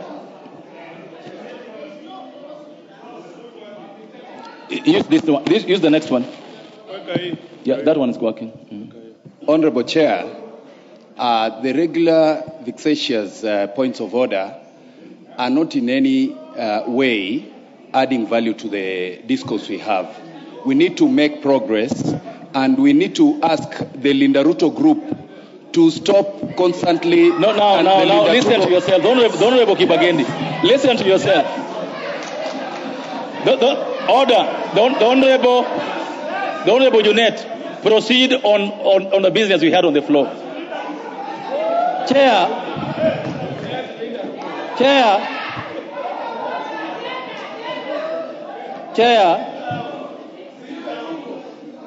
it is a matter of fact. It is a matter of fact, Chair, with your permission, that now we have Wamunyoro group and Wamitego group. There is also Wamitego group. They are also smaller in number. They are very few. Wamitego group. Wamitego are not in Parliament. They are found outside Parliament. And Wamunyoro is found inside Parliament, but they are few. It's a militia group that we want to deal with. But having said that, Chair, I want to disagree with my member, Honorable Kaluma. Chair, KRA can sometimes issue notices of agency without any proper audit, in a frivolous manner. Chair, if we don't allow Kenyans to appeal against that, then Kenyans will suffer.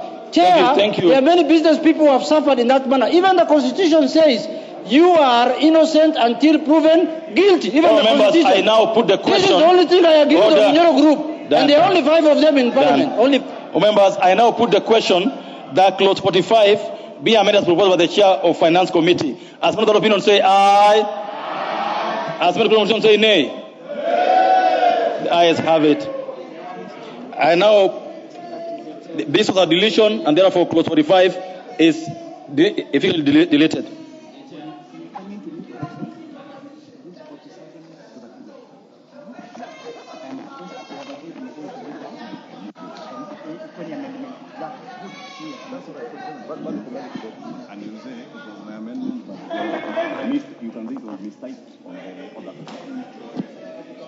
Go ahead. Clause 46. Members, I propose the question that clause 46 be part of the bill. There being no amendment there, I put the question that clause 46 be part of the bill. As many of the opinion say aye. As many of the opinion say nay. The ayes have it. Clause 47. I propose the question that clause 47 be part of the bill. The Honorable Chair. Honorable Chair, I beg to move that clause 47 be amended as per the order paper. Honorable Chair, our committee is deleting this particular clause, Honorable Speaker. And the importance, Honorable Speaker, is this particular clause was seeking to stop manufacturers to be able to claim the overpaid input tax, Honorable Speaker. After public participation and listening to Kenya Association of Manufacturers, Honorable Speaker, we agreed that this proposal would be bad, Honorable Speaker, for manufacturers, and therefore we're supporting its deletion. All members, I propose the question that clause 47 be deleted as proposed by the chair. I now put the question that clause 47 be deleted. Will as many of that opinion say aye? Will as many of that opinion say nay? The ayes have it. Clause 48. Members, I propose the question that clause 48 be part of the bill. Honorable Chair. So, Honorable Chair, I beg to move that clause 48 be amended as per the order paper. Honorable Chairperson, this is where we have issues of pre-populated returns, Honorable Speaker. We agree that we need to leverage on technology, Honorable Speaker, in doing our returns, Honorable Speaker. However, we are also putting an obligation to the authority that they will have to give a taxpayer a chance to amend the pre-populated returns, Honorable Speaker, and therefore, if your populated returns shows that this is your liability, you will be given a chance to amend, Honorable Speaker, and to prove, so that we do not have KRA now coming for everyone and giving fictitious, Honorable Speaker, assessment that the taxpayer is not able to amend, Honorable Speaker. We are also putting a requirement that you have, even when you do not need to amend, we are requiring the taxpayer to be the one to accept those particular pre-populated returns, Honorable Speaker. So basically, it's to ensure that if you're using technology and there's an error, you're able to correct the error. Well, members, I propose the question that clause 48 be amended as proposed by the chairperson of Finance Committee. The Honorable Member for Nandi. Thank you, Honorable Speaker. From the onset, allow me to appreciate the committee and the people who took part in the public participation for this particular amendment.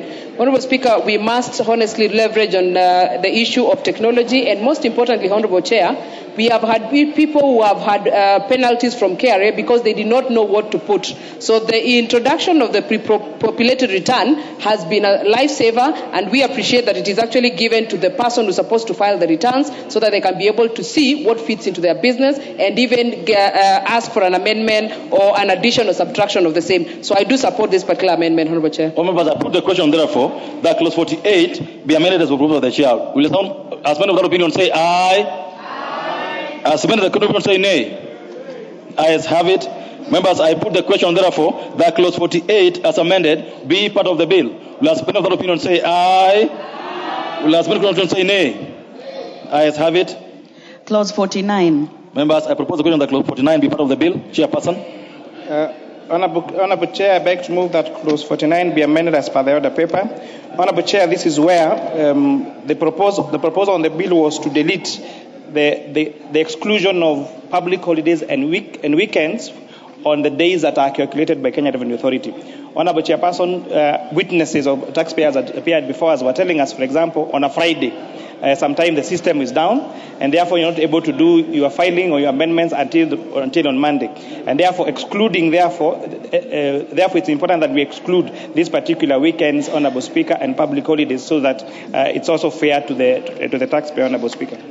Members, I propose the question that clause 49 be amended proposed by the chair. Members, I put the question that clause 49 be amended proposed by the chair. As many other opinions say aye. As many other opinions say nay. The ayes have it. I now put the question, members, that the clause 49 is a deletion, so we don't have to include in the bill. Next clause. Clause 50. Members, I propose the question that clause 50 be part of the bill. Honorable Chair, clause 50. Honorable Speaker, I beg to move that clause 50 be amended as per the order paper. Honorable Speaker, this particular provision, again, came from our amendments, was informed by the members of the public, where the penalty that was being recommended for failure to, where we're saying where the Commission is not satisfied by the reasons given under Subsection 2, the taxpayer shall be liable to pay the higher of the following: 2 times the value of tax due. Honorable Chair, giving penalties of double the tax due, Honorable Speaker, is unfair. Is not a good proposal at all, and therefore we are recommending its amendment to now be 5% of the tax due, Honorable Chair. Members, I propose the question that clause 50 be amended as proposed by the chair. The Honorable Wundo. Thank you, Honorable Speaker, Honorable Chair, and let me thank you, the committee, for being extremely reasonable. This was punitive. I have never seen such a punitive arrangement like what you are proposing here. You can fail to do these things not by intentionally, by accident, by failure of something like that. Honestly speaking, thanks for listening, but again we keep on asking, whoever drafted this bill is not a Kenyan. He's not a Kenyan. He does not have Kenya at heart. Thank you. The Honorable Junet, what is out of order now? Chair, I want to remind my colleague, Honorable Oundo, it doesn't matter who drafts a bill. What matters is what we do in this house. That is what is important. And you know, he got lost of me to Mr. Bonainti. I want him to come back. In fact, there's some serious indoctrination there. He's a very good doctor. Yeah, we need to come back. No, the point to be made, order members, the point to be made, the Honorable Wundo, you need to listen to this. The point to be made here is that members are not allowed by our rules to impute improper motive unless they have evidence of it. So members should desist from making judgment that would impute improper motive on another member or on anything without evidence. The Honorable Murugara.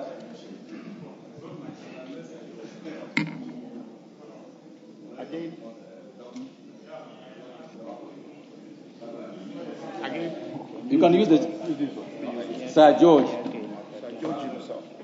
Thank you. Thank you very much, Honorable Chair. A punishment must be proportionate. Sometimes it's required that we have to look at what is reasonable and what is unreasonable. I think the proposal to double the punishment was a bit unconscionable.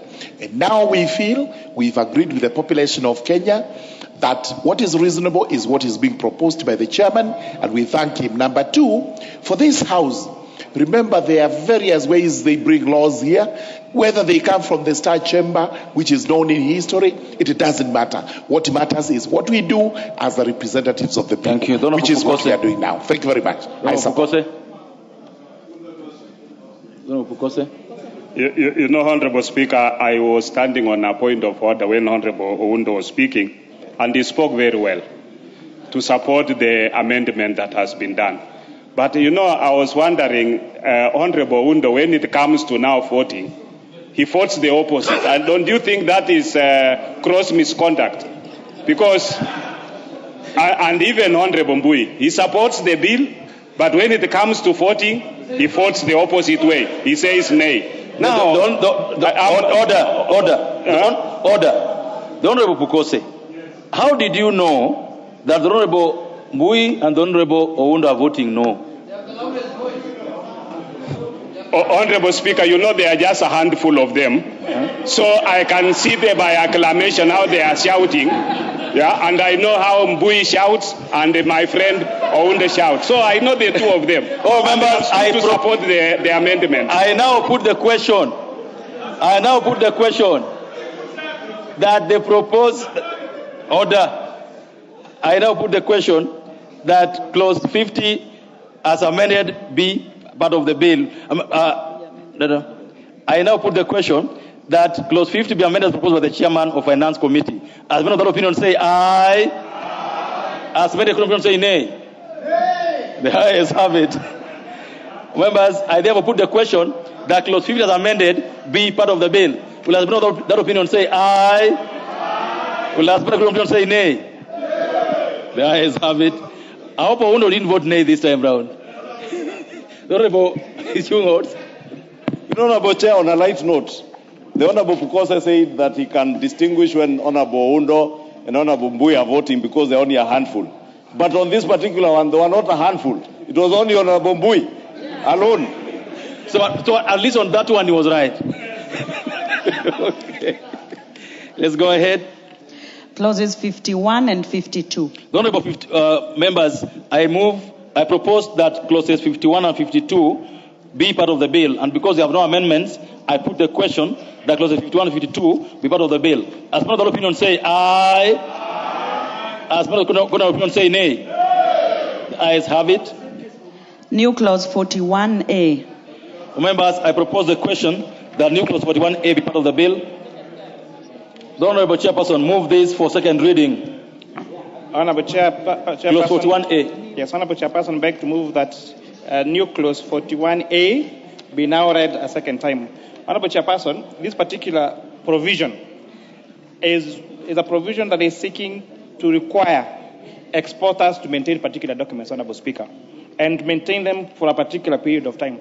What you've seen, Honorable Speaker, is some mischievous manufacturers. Instead of them being manufacturers, they become repackagers, for example. And you can remember even the case we had, I think, a year ago of edible oils, where oils were coming in this country as being called it's a refined product, but only to know to find out it's a raw material.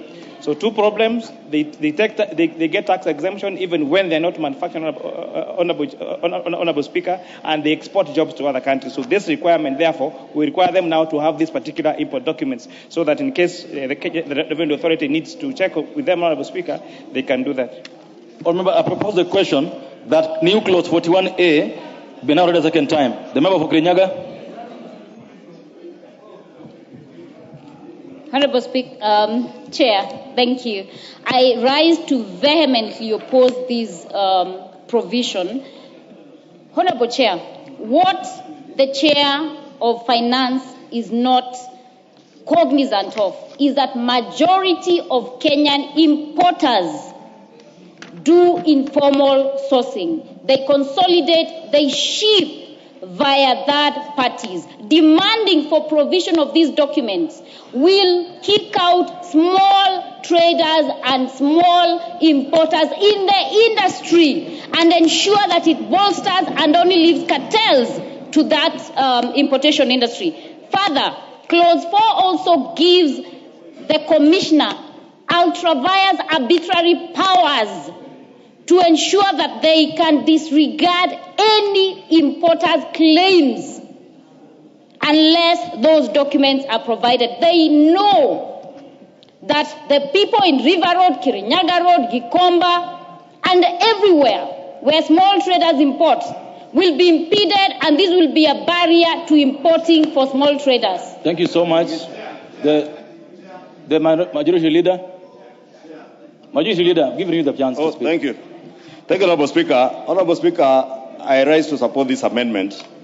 And just to clarify, Honorable Speaker, this, if you look at the amendment, the way it is drafted, it is actually doing the opposite of what Mheshimiwa Honorable Njeri is saying. What has been hurting our small-scale traders in Nyamakema, in Kamukunji, wherever they are, those who import even the consolidators of goods, is because the situation as it pertains today, if we were not to do this amendment, you will be required as an importer of goods whether you are importing 2 cartons or a container load, to have a certificate of origin from every manufacturer of what you bring in, even for consolidators. And what the chair and the committee has done, having listened to all our small-scale traders, is to cure that problem, and that is what now the amendment seeks to clarify. And therefore, I want to say, if we truly value the people who suffer because they are not importing from in bulk, and they are not importing from... Leader, I would like to listen to a point of order, please. Let's listen to a point of order. Honorable Speaker, the majority leader is misleading the House. I can confirm because I have been a small-time importer. There is no point where someone who is importing 2 cartons or 3 cartons needs a COO. Inform yourself. Do not mislead the Kenyan people or members of parliament. Order. So before you come in, the Honorable Majority Leader, so the Honorable Member for Kirinyaga, what do they provide now? When they import into the country, what this document do they provide now?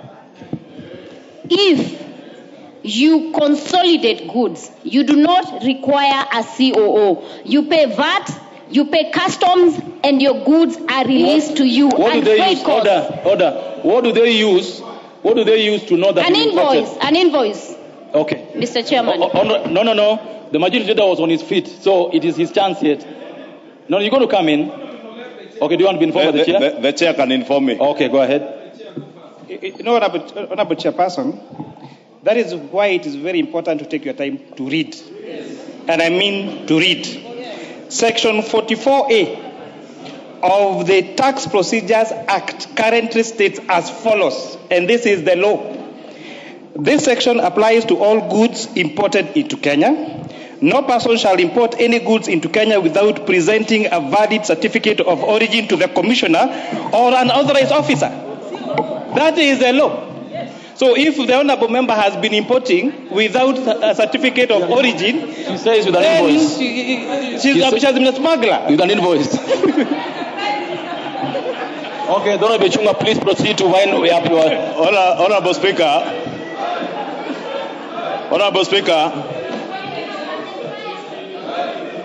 Honorable Speaker, order. If you can protect allow members to also contribute. The Honorable Order, the member for Kirinyaga. You have debated well.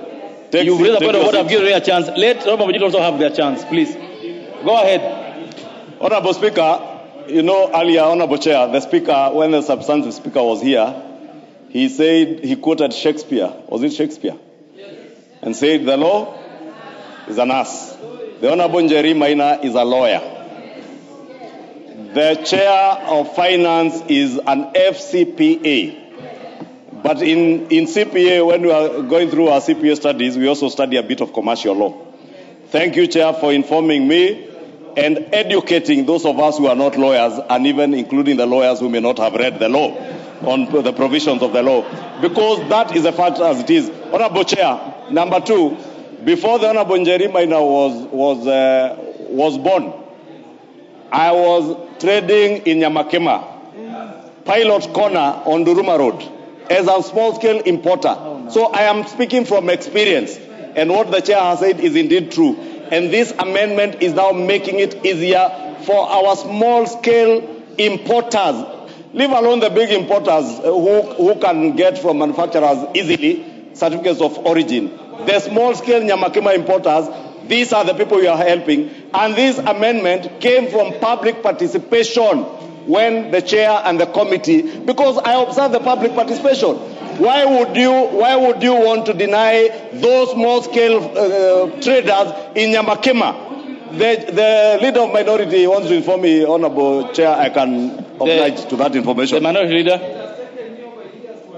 Chair, I want to inform the majority leader that one of the problems that we faced in the last election, and people, we could not get any votes in your area where you do butchery work, is because the former regime introduced and told small-scale traders and consolidators to bring certificate of origin. This government is addressing that. They want people to bring their goods, the small group, without any hiccups, without any problems. Instead of this Wamitego and Omonjoro group appreciating that, they are still making noise. Please wind up. Honorable Chair, as I wind up, what the Honorable Junet says is indeed true. Which one? That you are a butcher man or what? Yes, all of them. Okay. When I left Nyamakima, I also ran a butchery in Kikuyu Town, and I am still a meat trader to date. Okay. And I am very proud of that because even my late father was a meat trader all his life. Honorable Chair, I wanted to agree with the Honorable Junet. Indeed, last month, a relatively middle-aged man, because he wasn't young, so in his early 50s, about 45 years old, from Mwemuto here, died and lost his life following an episode that he went through under the last regime, when he imported goods worth, I think, about 25 million shillings. And those goods were touched one afternoon by Fred Matiang'i, then as Cabinet Secretary for Interior. That man suffered, slipped into depression, got a lot of other complications, health complications, and we buried him last week in Kabete. This amendment is coming to address those unfortunate small traders who suffered under the last regime. Traders who, these people who are calling themselves don't want to take your seat. Speak for, order. You want to finish them. You want to kill other Kenyans. We cannot allow you to kill other Kenyans. The way they were killed by Matiang'i, we will not allow you. Honorable Gisairo, what's out of order? No, give it Honorable Gisairo. Honorable Gisairo, what's out of order? Order. Give the mic. Use the mic next. The mic next is working. Honorable Chair, we are here to debate and, of course, to also learn. But to learn on truthful and objective, reasoning. Honorable Chair, is it right to say that Honorable Matiang'i burnt somebody's goods? That is unfactual. As a person, is there such an evidence that implicates Matiang'i in the person? Honorable Chair, you see, we can sit here listening to the butcherman, but he cannot go to that extent of naming persons directly. That is wrong. Point taken. Root of killing people. The Honorable Kibagendi, what is out of order? Is it the same thing with the Honorable Gisairo? He's on a point of order already. Honorable Chair, it's inappropriate for the majority leader to imply that His Excellency Fred Matiang'i, the incoming president, actually decided to ban someone's goods. Yet we know we are a few days away from. He's on a point of order. He's on a point of order, so you have to wait for him to finish. We are a few days away from commemorating the death of very many young people that were slaughtered by this regime. The Honorable Kibagendi, did I order? I need to get this clear. Order. I need to get this clear from you. Did the Honorable Ichung'wa say that the Honorable Matiang'i killed someone? Now, the Honorable Ichung'wa, did you say those words? No, I've asked Honorable Ichung'wa, not you. I was going to call you Honorable Ichung'wa. Go ahead. Did you use those words? What I said, Honorable Speaker, Honorable Chairperson, I said a man from Kabete Mwemuto died out of depression. What I said Honorable Matiang'i did as Cabinet Secretary was touching the goods worth 25 million shillings. Why were they touched, Honorable Speaker? Let me even make my point so that I finish this debate. This is very personal to me. Because these are people I traded with in Nyamakema. They are people I know in person. I know their families. I saw the suffering that that person went through. He used to live in Kitisuru. The He moved to a one-bedroom house in Memuto. Honorable Speaker, why was I saying it? Because the Honorable Jerry Minor purported to be speaking for these Nyamakima traders. Why are you required to provide a certificate of origin? So that you certify that the goods you are bringing into Kenya are not counterfeit goods. Why was that gentleman's goods touched on the 23rd of January 2018? Because they were said to be counterfeit and no verification had been done. These are the painful episodes I'm talking about when Junet said that they could not get votes. It is so painful, Honorable Speaker, and I'm at pains. I would rather not even go beyond it because I don't want to break down. But it would be very shameful for any member of parliament today not to protect the small traders in Nyamakema, in Kamukunji, because you want to play politics of Aminyo, I don't know. Well said, Majority Leader. Thank you. The Honorable Junet. Chair. Go ahead. Chair.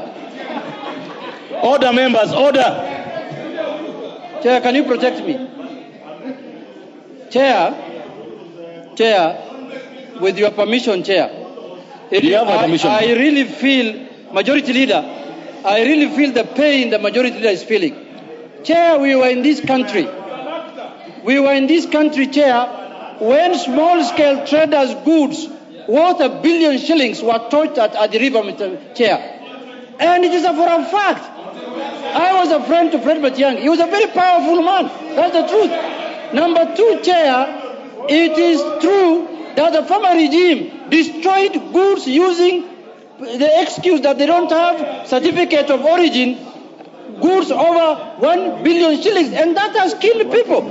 People died of depression, people lost their blood. Honorable members, that is what this regime I now is put the addressing. question that the new clause 41, I put the question that the new clause 41A be now read a second time. As one of the opinion say aye. As one of the opinion say nay. Ayes have it. I now propose the question that the new clause 41A be part of the bill. I put the question that the new clause 41A be part of the bill. As one of the opinion say aye. As one of the opinion say nay. Ayes have it. New clause 44A. New clause 44A. Honorable Chair. Honorable Chair, I beg to move that new clause 44A be now read a second time. Honorable Chair, this amendment is interrelated with the new clause 47A that's coming next to address the challenge of taxpayers using the court process and to pay their outstanding principal taxes. Members, I propose the question that the new clause 44A be now read a second time. I put the question that the new clause 44A be now read a second time. As one of the opinion say aye.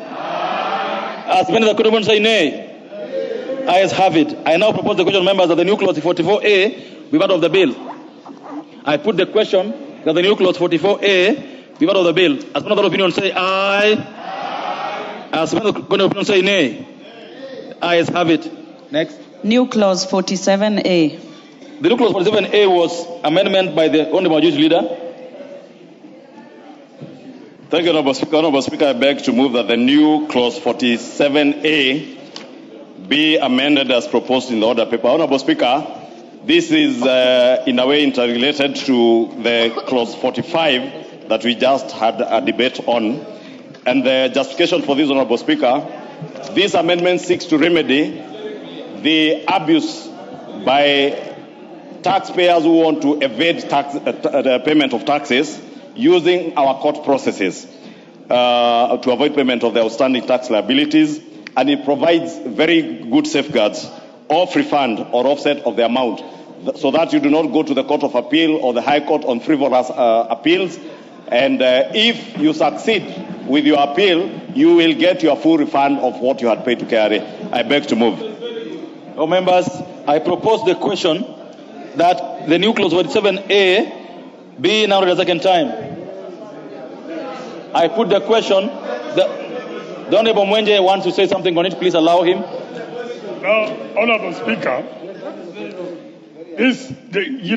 Honorable Speaker, I think we need to be serious as a House. Because this clause, and I just want to address the majority leader on this, this is very easy to defeat in court. Why propose a clause that you know goes against our Constitution? If you look at Article 48, 47, and 50, it will be very easy to defeat this provision. KRA cannot, it is not in the business of refunding. And how many times have you seen KRA refund money? This issue of even offsets, it doesn't happen. So let us be serious. Denying businessmen the chance to have that money to continue trading it in exchange to giving it to KRA that they will be refunded whether it takes 1, 2, or 5, 10 years. That is the most unfair system that you've ever seen. Thank you. And I believe this clause should not go through. The Honorable Junet. Chair, I stand to oppose this amendment.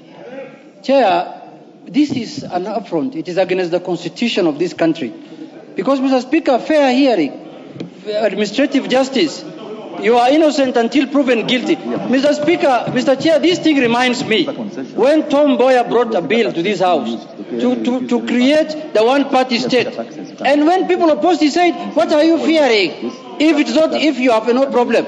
Chair, this is something that is going to kill the businesses of this country, and we must oppose it as a House. Chair, this one we must oppose.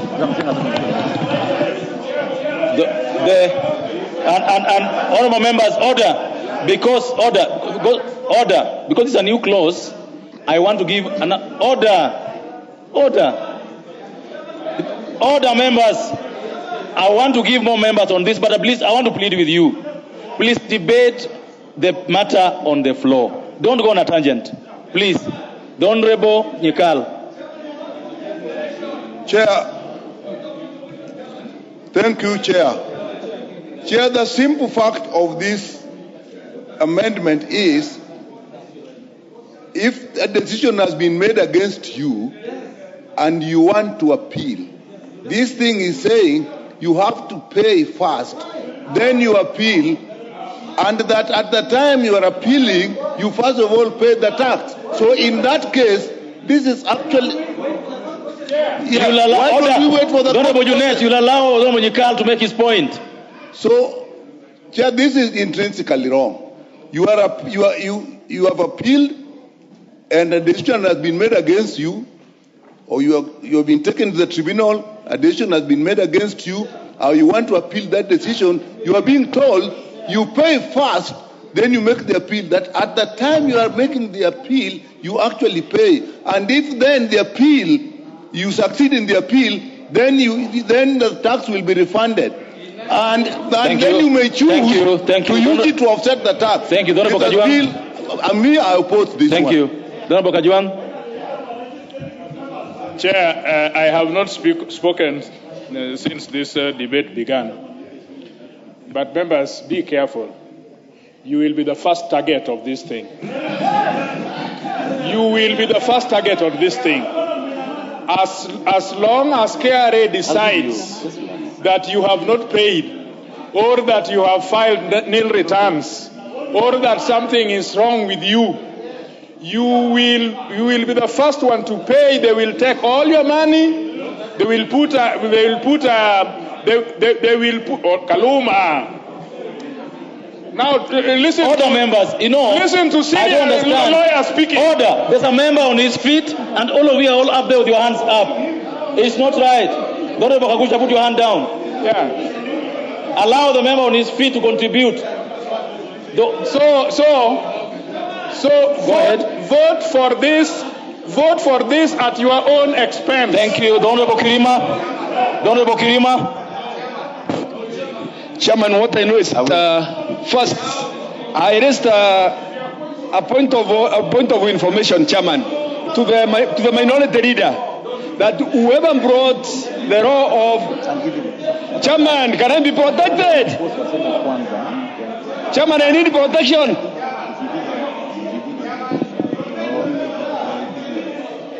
I need protection, Chairman. Honorable Kirima, go ahead. Yes, on point of information first, I want to collect the minority leader that whoever brought the law of one party, it was not Tom Mboya, it was Charles Jonjo.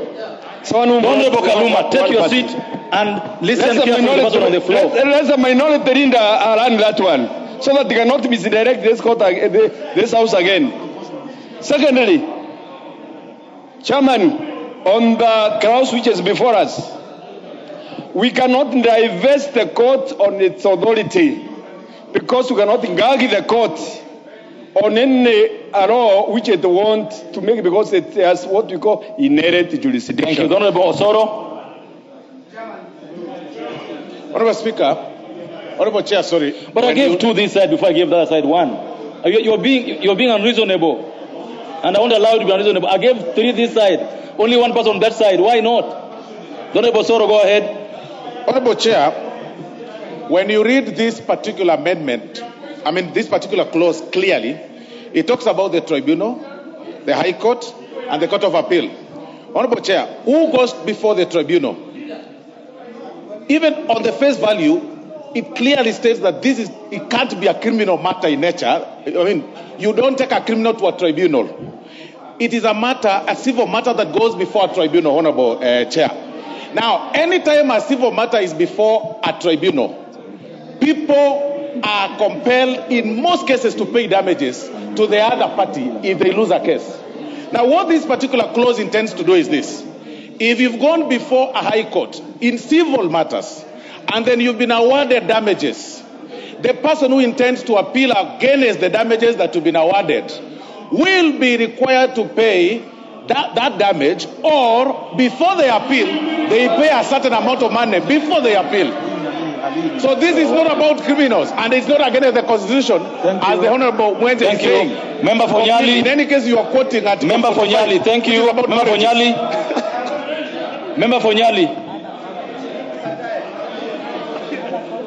Member Fonyali. Asante sana. Honorable Kinan, you get a chance to speak on this matter after. Member Fonyali. Asante sana Mheshimiwa. Ningelipenda kusema hivi Mheshimiwa, unajua sheria zingine tukipitisha, wakati mwingine watu wanapitisha sheria kwa sababu wako katika upande ambao unawafaa. Mheshimiwa Spika, hii sheria ikipita, hii ni nchi ya mtu mle mtu. Hii sheria ikipitishwa itakuwa inadhulumu kila mtu. Kibiashara itadhulumu. Kama utakuwa unafanya biashara itadhulumu mtu. Kisiasa, nyinyi hapa ambao mnashabikia hii, kisiasa itatumiwa wakati ambapo Mheshimiwa Spika, tusishabikie ukiritimba, tusishabikie kwa sababu tunataka kushabikia. Tuangalie sheria ambayo italinda kila mmoja wetu. Sisi hatutakuwa wabunge hapa mpaka milele. Kesho utakuwa raia na itatumiwa dhidi yako Mheshimiwa Spika. Kwa hivyo mambo ya kusema eti KRA ipewe mamlaka na nguvu. KRA tayari inafinya mtu kabisa na kukamua. Ikipewa mamlaka zaidi itaitumia vibaya. Wacha sheria itumiwe vile ambavyo inafaa. Honorable Kaluma. Asante. Honorable Kaluma. Chair, this is the information we have, that out of any appeal, and we have so many of them from the High Court to the Court of Appeal to the Supreme Court, once a person files a notice of appeal, there is an automatic stay. And what has happened is that even very frivolous appeals, monies which are due to the government are being held. We are told this is over 59 billion now on frivolous appeals. What happens in all civil cases is that once you lose in the court of first instance, you will, as a condition of appeal, be required to deposit security. You will. What you are now being told here, it is not a discretion. It is not discretional. What you are being told here is that you will make payment, and after 90 days, if you are successful, you get your money back. And like now, what is the problem? Thank you. What is? Honorable Kenan. Let me say there is no breach of the law. Thank you. Honorable Kenan. And please, you have 2 minutes. 2 minutes each, the way you have anyone else. Go ahead. The chance is Honorable Kenan now. Chairman, we support, Chairman, we support the government, but we must also be prepared to legislate for posterity. This particular amendment is not only unconstitutional, it's unreasonable, it's untenable, it doesn't apply. We're just applying our minds to a particular scenario. And I want to tell you this, as a person who has been around, tomorrow most of us will be out of power, and you'll be the first victim. And therefore, I oppose this in totality. The Honorable Nyamita. What is out of order, Honorable Jeanette? Chair, thank you. Chair, I've listened very keenly to Honorable Kaluma. And Honorable Kaluma is saying the courts normally tell people who have cases to deposit security. It is the courts that decide what securities you put. That is what we want that to happen. Chair, I'm proposing this. I want to help the KRA. Okay, you're Chair, already I'm debated. proposing this. We are a legislative house. If we want to help KRA to collect more funds through these cases, we have put a law in place that says that petitions, electoral petitions, should be concluded in 6 months. Let us bring a law here that says tax matters should be concluded in court within a year, so that everyone can get a fair hearing. Otherwise, today I am in power, tomorrow I'll be out of it. I don't want to be used against Approach your counterpart and propose if that to Mongero him. gets power, what will happen to me? The Honorable Nyamita.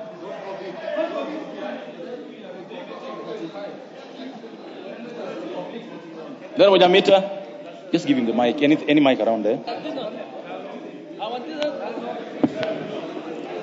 Chair, thank you. I wanted to contribute on this matter, and I rise to vehemently oppose this particular amendment. Chair, I speak as someone who runs a small kiosk, and I've had an experience with KRA. And this is not a matter of Kaluma. This is not a matter of denying government revenue. And I want to urge Kaluma that, in as much as we know, I want to urge Kaluma. This is not order. This is not a Kaluma amendment. Chair, the experience that we have had with KRA, leave alone when you are seeking refunds. There are many times we have received notification from KRA on wrong taxation. And sometimes they block your account, they stop you from doing business. Small businessmen, this can be actually taken, it can be used against small businessmen. And I tell you, Chair, if you look on the balance, KRA has a higher say. Honorable Nyamita, If you compare, Honorable Nyamita, you have been informed by the Honorable Majority Leader? No, not yet. Not yet, Majority Leader. Not yet. My leader, I respect you, but I don't want information for now. I proceed. I wanted to say, Chair, we oppose this one. If there is a matter that people are actually procrastinating within the court process, this particular House has the opportunity to pass a legislation like my member so that we ensure that it is. But this we oppose in its totality. It will affect all of us. Member of Super South. Thank you very much, Honorable Speaker. I think it is important that we understand what our Constitution says. Under our Constitution, access to justice, the right to appeal, must be exercised and respected without undue regard to technicalities and financial limitations. What this provision implies is that if you do not have the money to pay what has been demanded of you, you cannot appeal. In other words, it is a provision that is taking away the right of appeal from Kenyan citizens. Thank you very much, Majority Leader. Thank you. Finished. Take it out. Honorable Chairperson. But you know what I'm wondering is, members, I've given 3 on this side in a row. I've not given anybody this side. Why don't you allow me to also give here this side too? Honorable Chairperson. Go ahead. Honorable Chairperson, I just want to make two issues clear. Go ahead. Honorable Chairperson, 2 issues clear. One, that I would be seeking to move a further amendment on the question of the principal tax to at least 50% of the principal tax. And this is the reason. This is the reason. This is the reason, Honorable Speaker. Honorable Speaker, I thought we agreed this is a house of debate. Could we listen to? And that is why I have quietly listened. Order, just a minute. To Order, members. You know, it is good when I protect you to say your opinion, you feel I'm doing a good job. I should also protect him so that he gets his opinion. It's not just fair that when you're saying yours and you think you're right, it's fine. It's not a good thing. Let's listen to Honorable Chungwa in silence. Go ahead. Honorable Speaker, I was seeking your indulgence to move the amendment in an amended form to at least 50% of the principal tax. This being the reason, Honorable Speaker, and Honorable Kaluma has said it very well. One, your first point of call once you are assessed by a KRA is not the High Court. Neither is it the Court of Appeal, neither is it the Supreme Court. The Tax Appeals Tribunal is your first point of call. And that, Honorable Speaker, if you can protect me, Honorable Speaker, from the heckling by the member for Suba South. No, you're protected. You go ahead. The member for Suba South, you've had a chance. Go ahead. Honorable Speaker, when you get to the Tax Appeals Tribunal, who is the Tax Appeals Tribunal? It is appointed by the judiciary. It is a quasi-judicial process. So nobody is denying you a right to appeal the decision of KRA. That being said, Honorable Speaker, what pertains and what informs this amendment? And that is why I'm even moving the further amendment to at least 50% of the principal tax. KRA will send me an assessment, if I use myself as an example. They will tell me, you owe us 100 million shillings in taxes, you owe us 20 million shillings in interest, and further, Kaluma, will you listen to the 10 million shillings as penalty. The principal tax is 100 million. What has been happening today with tax evaders? Honorable Speaker, I seek that you lend me your ears for a minute, because we are speaking about taxpayers. Not all taxpayers are assessed the volumes of money I'm speaking about. And not all taxpayers have the luxury of affording to even to go to court or even the Tax Appeals Tribunal. The large taxpayers, large corporates, are the ones who are misusing this particular provision in our laws. What are they doing? I get assessed 100 million. I go to the Tax Appeals Tribunal because it is a quasi-judicial process independent of KRA, because it's a court by itself. Or after mediation with KRA, you first mediate with KRA. KRA tells you, okay, we agree, do away with the penalties of 20, pay us 120. I am not satisfied. I go to the tribunal. At the tribunal now independently assesses my assessment and tells me, we agree with you, you should not pay 120, pay the principal of maybe 80 and interest of 10 million, pay 90. What do I do as an intelligent business person? File notice of appeal in the High Court, get a stay. KRA in the meantime doesn't collect any revenue. Honorable Speaker, I begged, and I want to beg the member for Kirinyaga. You have had the opportunity, let me be No, go ahead. You go ahead. Don't use a tone of voice. You go to the High Court, you get your stay. Probably the High Court says, we agree with the tribunal. You go to the Court of Appeal. By the time you get to the Supreme Court, not less than 78 companies have wound up when the process is still in the process of courts, and they go and form new companies. So what am I seeking to do, Honorable Speaker, in this amendment? To protect taxpayers, diligent taxpayers, Honorable Speaker, ourselves, for those who don't have side hustles here, we are diligently paying our pay as we want. Diligently. So are millions of other Kenyans, struggling Kenyans, who are diligently paying their taxes. People are registering companies, including foreigners, and they use these processes to evade tax. That is why, Honorable Speaker, I have begged to move a further amendment so that you have your first point of call in mediation with KRA. You don't agree with KRA, you go to the Tax Appeals Tribunal. After the Tax Appeals Tribunal, Honorable Speaker, when in commercial law, those of you who are lawyers, when you have your property being auctioned by a bank, you know, after, I think, the High Court process, by the time you are going to another court, at times the court does ask you, what is not in dispute, please put it in an escrow account in the court or with the court. Should you succeed to get back your money? Should you not succeed? Somebody asked here, Honorable Speaker, because I was keenly listening, who will, and it is actually Honorable Mwenje, if you can finish, because I want to answer him. If you can allow me 1 minute to answer him. When does KRA ever refund?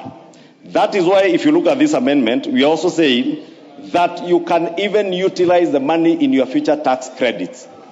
And Honorable Speaker, the money can also be put in an escrow account. And if it is only 50% of the principal, not principal plus penalties. Thank you. Plus interest. Leader, this is and my... I beseech you, we support this to protect the small taxpayers who have no wiggle room, who have no powers to fight in court. We protect them. Thank you. I beseech you. This is the direction. Order.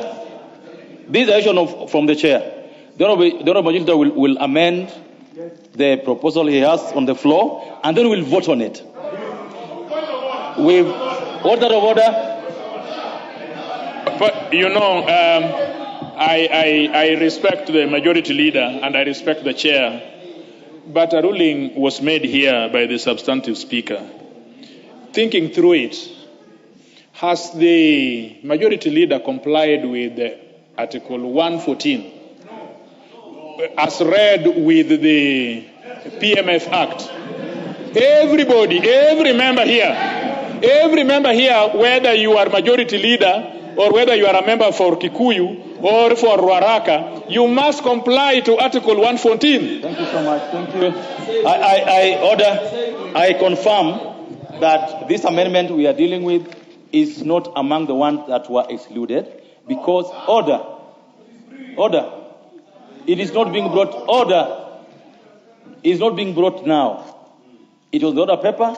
It was processed normally. What is order? I have just allowed the majority leader now to proceed to propose his further amendment. It does not materially change what. Honorable members, the decision on this matter will be made by you, but I cannot refuse a request for further amendment. Honorable Majority, go ahead, propose a further amendment, then we'll vote on it. Honorable Speaker, I beg to move that further amendment that 56A1 be further amended by deleting the word there after shall pay, so that it is shall pay 50% of the principal tax determine the decision being appealed against, and under 2, that a notice of appeal shall be accompanied with proof of payments of the 50% of the principal tax. Thank you, members. So you've all heard the amendment, members. I now put the question. Order. I now put the question that the new clause 47A and the further amendment to it be now read a second time. Will the other opinion say aye? Will the other opinion say nay? Of course, the nays have it.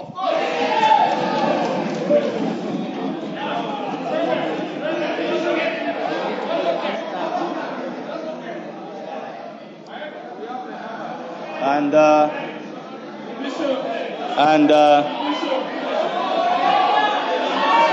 all members,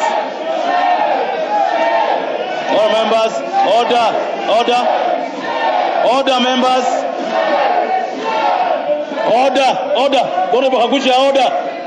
I confirm that they have the numbers for division, and therefore order the division bell to be rung, so that we will get this to a division. It will be rung for 3 minutes.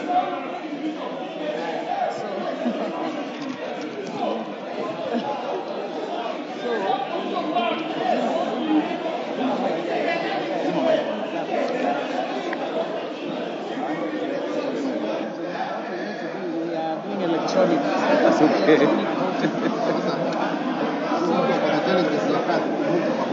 Omboko. Nicho Omboko akae kidogo na pamoja mkogo.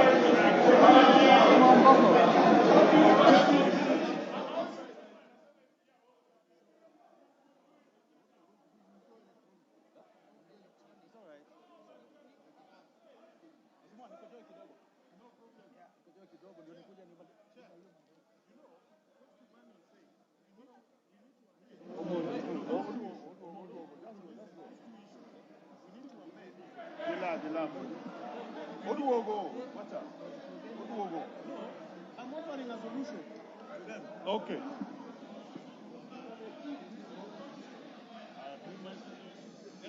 Yes. Wewe umeipeleka kwa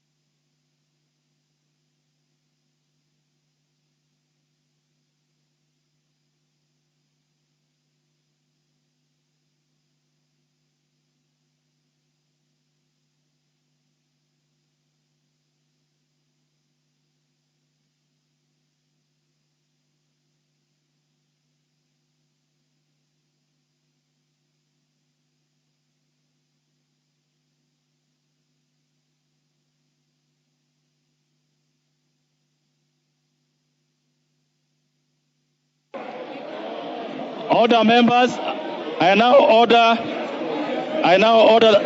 the division bell to be stopped. Order, members, order. I now order the division bell to be stopped. Members, resume your seats. I order the division bell to be stopped and the bars to be drawn.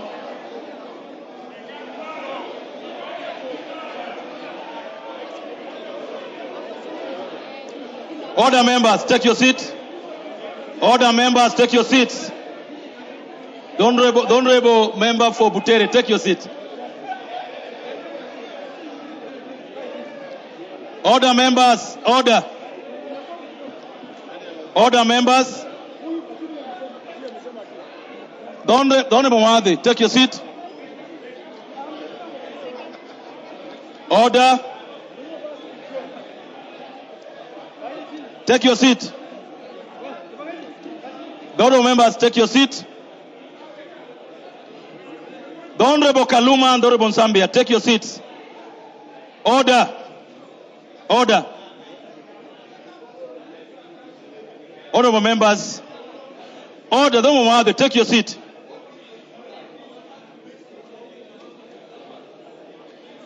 Honorable members, order. Order. Order. Oh, members, I must appreciate your patience this afternoon and evening. Order, members. And as you know, the decisions that have been made this afternoon have been made by yourselves. And I'm certain I was not wrong to call for division on this matter because the nays had it. Okay? And now we ask for the bell to be rung. It's been rung for 10 minutes. And it's now a chance to vote. So I want us to keep calm so that we proceed with the House the way it should go on. But before we order. But before we vote, before we vote, I would like to give the majority leader a chance because it's the move of the bill, the clause we are trying to vote on. Order, members, order. Majority leader, go ahead. Honorable Chairperson, thank you for the opportunity before the vote. Honorable Speaker, you know, I said we are a house of debate and we make collegiate decisions as a house. And when we make decisions as a house, they affect all Kenyans, the Kenyans we represent. I have had very extensive discussions when you are lobbying here on the floor with the leader of minority and with the chair of the Finance and National Planning Committee on this particular issue. And I take great exception to what, or rather note with appreciation what the leader of minority, Honorable Junet, said, that probably as much as we want to deal with tax evaders and people who want to evade tax, we also need to look at other laws. And especially what Junet said, we can also look at the laws that will make it compulsory for our judicial process to be concluded within a certain period. And you know, I am a leader who listens.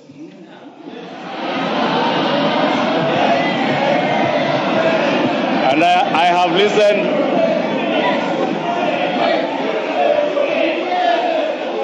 And I have listened to the honorable leader of the minority party, leader of the party called ODM. And because we are in a broad-based government with ODM, and the broad-based government is very responsive and listens. And because I am also leader of that broad-based government in the House, having listened to the Honorable Junet, having listened to the chair of the Finance and National Planning Committee, and my very able deputy and whip, the Honorable Silvana Sosoro, assisted by Naomi Wako, we have agreed together with the leader of minority that we give this matter more time for further consultations and see how we can realign it with other laws, because the amendment as proposed, and as further amended will not cater for the concerns, for instance, raised on the the expedient resolution of cases in court. And let me say this, Honorable Speaker, because I am saying that because I want also to save our time. It is now 20 minutes to 8, and we need to go to our families.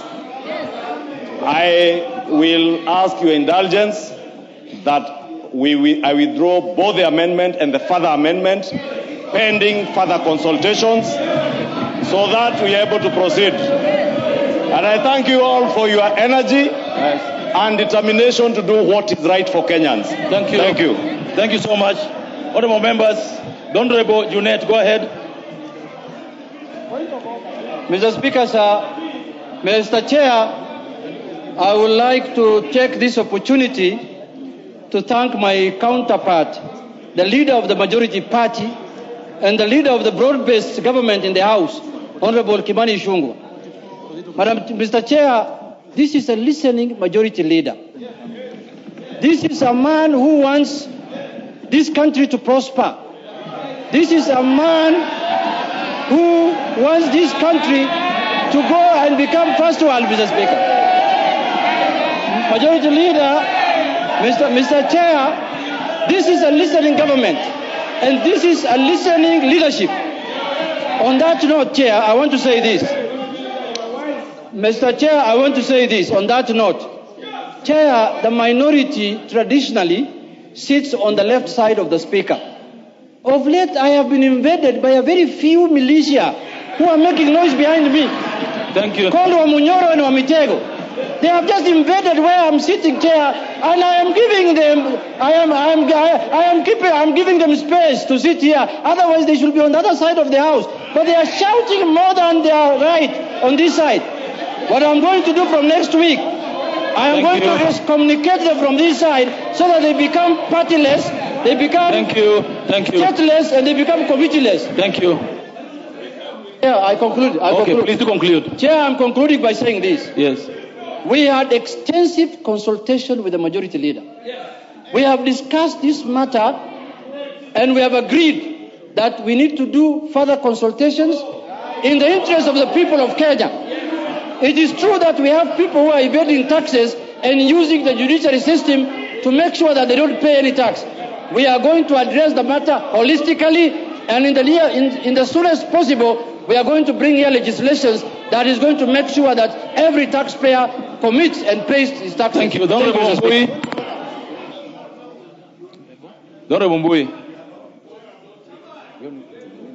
Yeah, thank you, Mr. Speaker. Mr. Speaker, I want to, Chairman, I want to agree with the two leaders.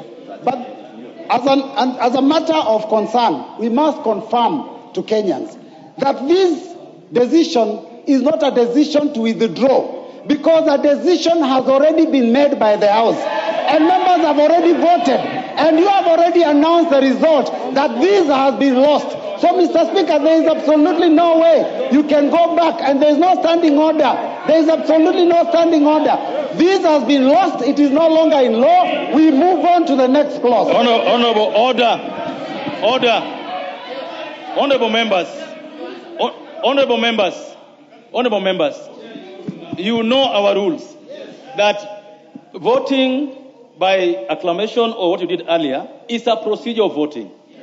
Voting by division is a procedure of voting. So until this is done to the end, nothing is spent. And so the voting by division is a process.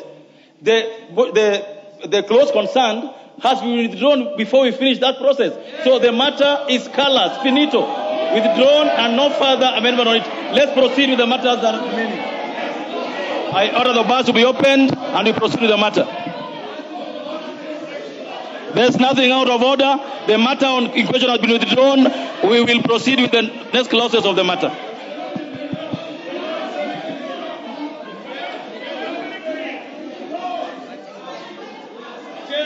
Provisions relating to the Miscellaneous Fees and Levies Act Cap 469C, Clause 53. Members, I propose that Clause 53 be part of the bill. Chairperson. Honorable Chairperson, I beg to move that Clause 53 be amended as per the order paper, be deleted. That means I beg to move that Clause 53 be deleted. Honorable Chairperson, this particular clause is very important to make sure that the Kenya Revenue Authority is adequately resourced to enhance revenue collection and strengthen tax administration. I beg to move, Honorable Chairperson. Members, I propose the question that Clause 53 be amended as proposed by the Chairman of Finance Committee. I now put the question that Clause 53 be amended as proposed by the Chairman of Finance Committee. May, as many of that opinion, say aye. Will that opinion say nay? Ayes have it. Members, I put the question that Clause 53 as amended, Clause 53 has been deleted, therefore there's nothing to be part of the bill. Next clause. Clause 50.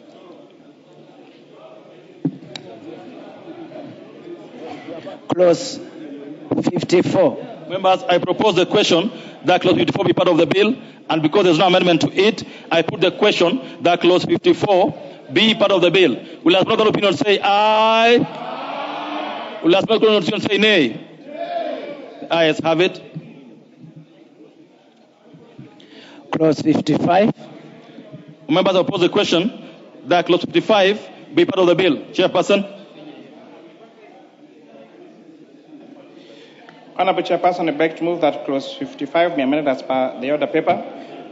Honorable Chairperson, this particular amendment it also speaks to what I had spoken to earlier about manufacturers of LPG gas. With the recent things we have seen happening in Hamus and what has happened to our prices of fuel, Honorable Speaker, it's very important to look at alternative sources of energy. And one of the alternative sources of energy is LPG gas, and therefore we are incentivizing investment of at least 5 billion shillings in this particular sector for petroleum gas storage tanks and related infrastructure in Kenya. I thank you, Honorable Chairperson. Remember, I propose the question that Clause 55 be amended as proposed by the Chairperson of Finance Committee. The Honorable Wundo. Chair, as much as I support the amendment, but Honorable Chair, the figure of 5 billion or even if it's 2 billion is excessively high. It means then we'll never have any local participate in this industry or enjoy these incentives. Is it possible, Chair, you can review the amount of investment required to make it much, much acceptable and affordable to a common mwananchi, a common investor in Kenya? We should not always benefit the foreigners and let the Kenyans themselves have no such tax benefits. It's not fair, Chair. Chair, so plead with him, we consider reducing the threshold. The Chair of Finance Committee, there is a proposal, a request to you by the Honorable Chair of Finance Committee.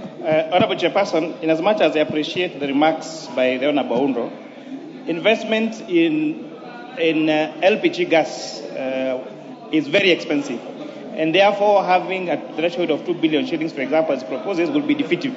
The minimum you need to invest in a plant for LPG manufacturing is at least 5 billion shillings, Honorable Chairperson. So the risk of reducing this is where we have manufacturers that produce something else and they claim, Honorable Speaker, that they are producing, for example, LPG gas, Honorable Speaker. Thank you, members. I now put the question, therefore, that Clause 55 be amended as proposed. Honorable Karoli, what is...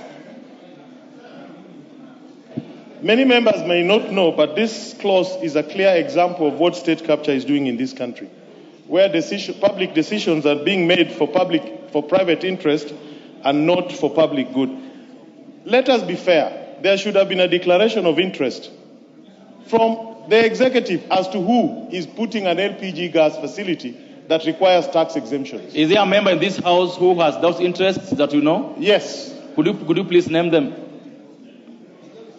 Mr. Speaker, no, we need to get to the bottom of this. We all know what I'm talking about. I put the question now that Clause 55 be amended as proposed by the Chair of Finance Committee. Will another opinion say aye? Will as no group of opinion say nay? Ayes have it. I now put the question members that clause 55 as amended be part of the bill. Will as no other opinion say aye? Will as no group of opinion say nay? Ayes have it. New clause 55A. Members, I propose the question that the new clause 55A be now read a second time. Honorable Chairperson, I do propose that this clause 55A be now read a second time. Honorable Chairperson, allow me to explain what this amendment is about.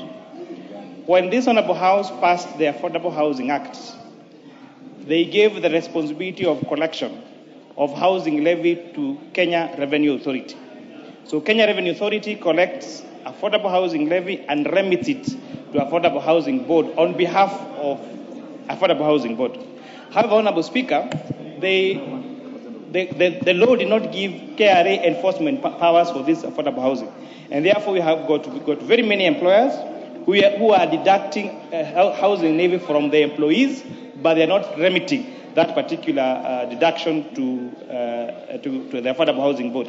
So, though this House has done in a previous amendment, is in the amendments we did yesterday on the Kenya Revenue Authority Board, is to give Kenya Revenue Authority enforcement powers.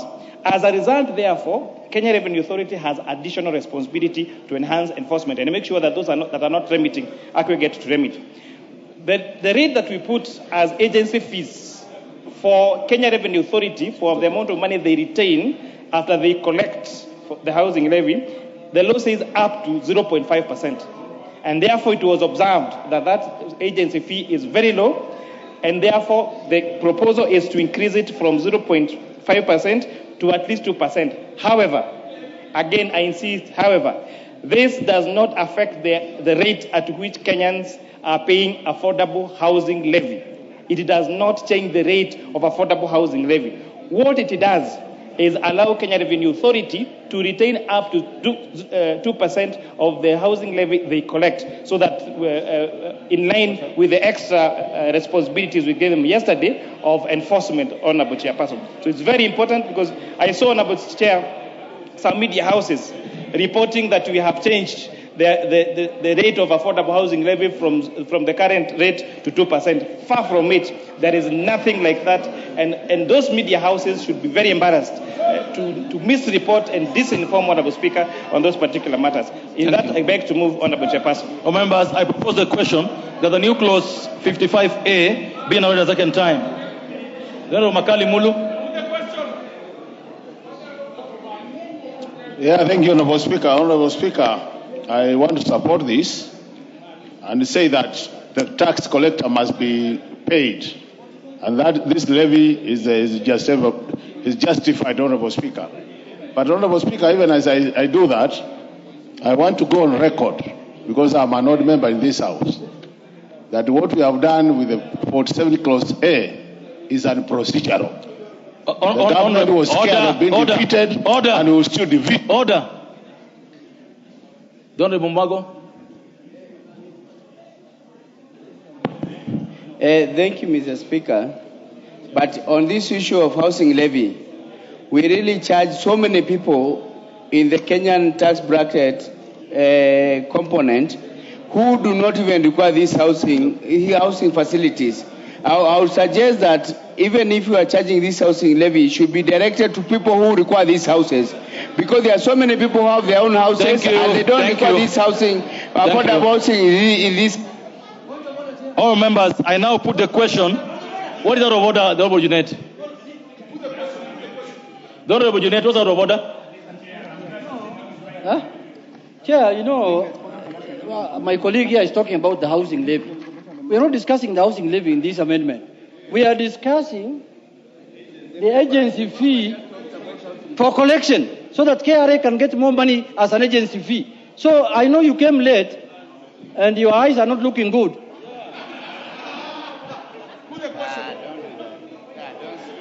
Members, there's a further amendment. The Honorable Wamboka, what is... Yes, you have the mic. Chairman, let's debate with decorum. it is unfair for Honorable Junet Mohammed, my leader, to imply that the honorable member has come with something in the eyes. Honorable member. Did he say that? Yeah, that's what he said. That he came late and his eyes were not looking. You can confirm from the Hansard, Honorable member. We must treat... Order. The Honorable Junet, the Honorable Junet. Order. The Honorable Junet, did you say that? No. If you said that, proceed. Order. Mr. Speaker, I did not say that. I did not say that. No, sit down. Honorable, just sit down. The Honorable Junet, you and I have been in this house since 28th of March 2013. You don't do that. And if you... Order.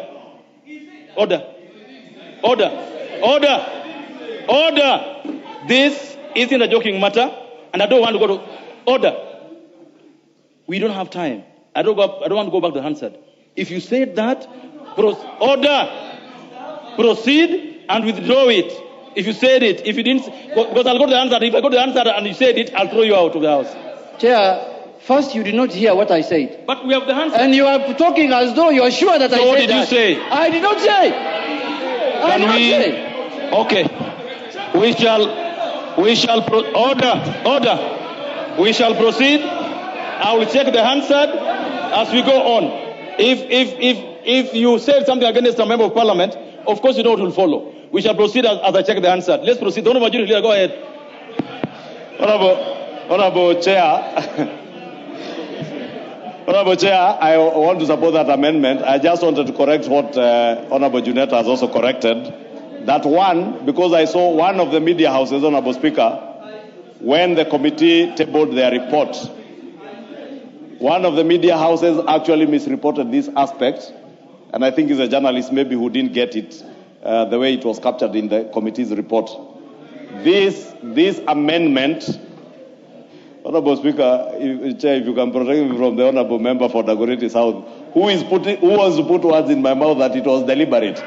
And I don't want to judge the journalist because they misreported one of the broadcast medias. This amendment, as the chair has said, Junet has confirmed, has nothing to do with the housing levy. It is the agency fee that KRA is given. And that is why, Honorable Speaker, if you listened when the chair was moving the bill for second reading, he said part of the amendments that he has are those that will help KRA get more resources to be able to mobilize revenue. And I support. The Honorable Chair, you have a further amendment to make?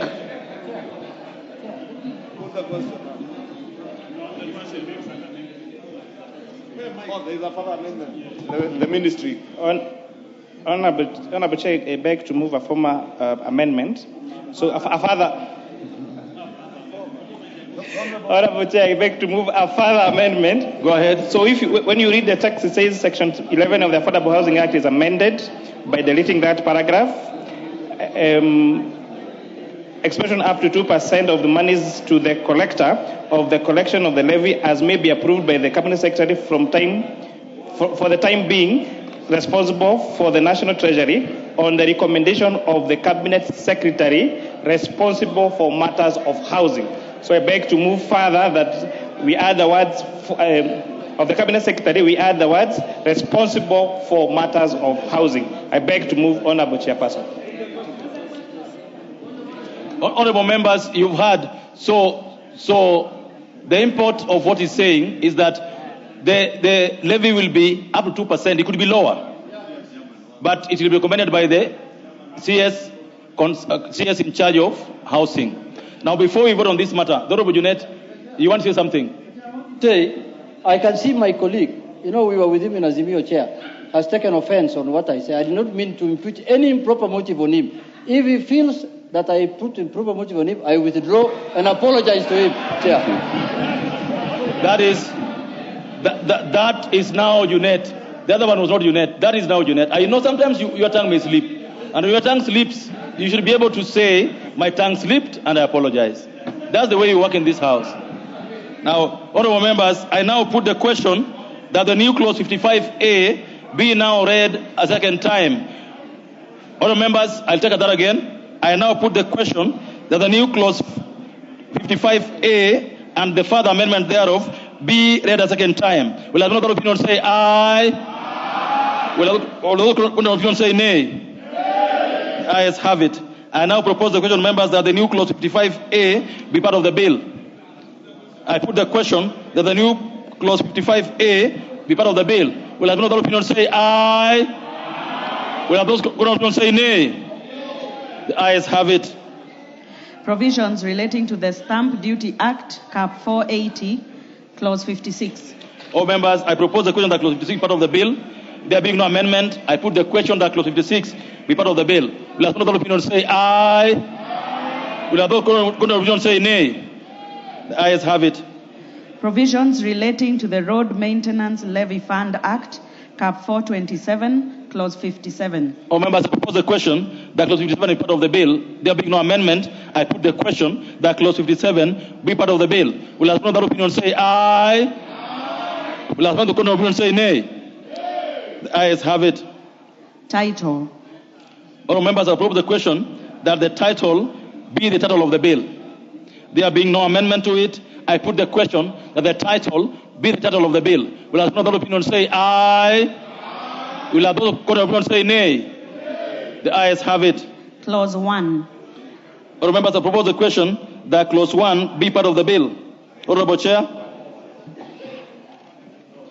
Honorable Chair, I beg to move that Clause 1 be amended as per the order paper. Honorable Chair, this particular amendment is just seeking to align the commencement dates for the various provisions provided in the various acts on this bill, Honorable Speaker. In the various provisions in this bill, Honorable Speaker. Honorable members, I propose the question that Clause 1 be amended proposed by the chairperson. I now put the question that Clause 1 be amended proposed by the chairperson of Finance Committee. Will another opinion say aye? Aye. Will another opinion say nay? The ayes have it. Members, I now put the question that Clause 1 as amended be part of the bill. Will another opinion say aye? Aye. Will another opinion say nay? The ayes have it. All members, we have come to the end of the Committee of the Whole House on the Finance Bill, Bill number 24-2026, and now chance to call upon the mover to move for reporting. There's no recommittal on this particular bill. Mover to move for reporting. The Honorable Kaluma, order. Go ahead. Honorable Chairperson, I beg to move that the committee do report to the House its consideration of the Finance Bill, National Assembly Bill number 26 of 2026 and its approval thereof with amendments. Honorable Speaker, as I move this, I would like to take this opportunity to thank all members of this House who have debated this particular matter in a very professional way. I want to sincerely thank the members of my committee who has done a very good job in terms of the amendments. I want to thank our secretariat that have worked extremely hard to make sure that all those amendments have been processed and we have given a good report. I beg to move, Honorable Chairperson. Honorable members, I now put the question, which is that the Honorable Kaluma, order. The member for Homa Bay Town, you are as a member of this House, you know how to move for recommittal. You didn't do that, and you can't do it now. You are out of order. Honorable members, I now put the question, which is that the committee do report to the House its consideration of Finance Bill, National Assembly Bill number 26 of 2026, and its approval thereof with amendments. Will another opinion say aye? Aye. Will another opinion say nay? The ayes have it. I must also join the chairperson in thanking you so much for being decorous, being principled on these matters of finance bill, and I think we've shown the country that you can disagree, we can put our opinions openly out there without having to do things that Honorable Kaluma is now trying to do. Thank you. Order, members, we now move. Order. Members, if you have your order paper, this evening we have two committees. So we move to the next bill, which is the Committee of the Whole House on the Appropriation Bill, National Assembly Bill number 36 of 2026. I hope the Honorable Chair of Budget Committee is around. Good. So let's proceed. Schedule. All members, I propose the question that the schedule to the bill be the schedule of the bill. The Honorable Chairperson. Thank you, Honorable Chair, I beg to move that the schedule to the bill be deleted and replaced with the following new schedule, which is captured in the order paper. Members, I propose the question that the schedule be amended as proposed by the chairperson of the Budget Appropriations Committee.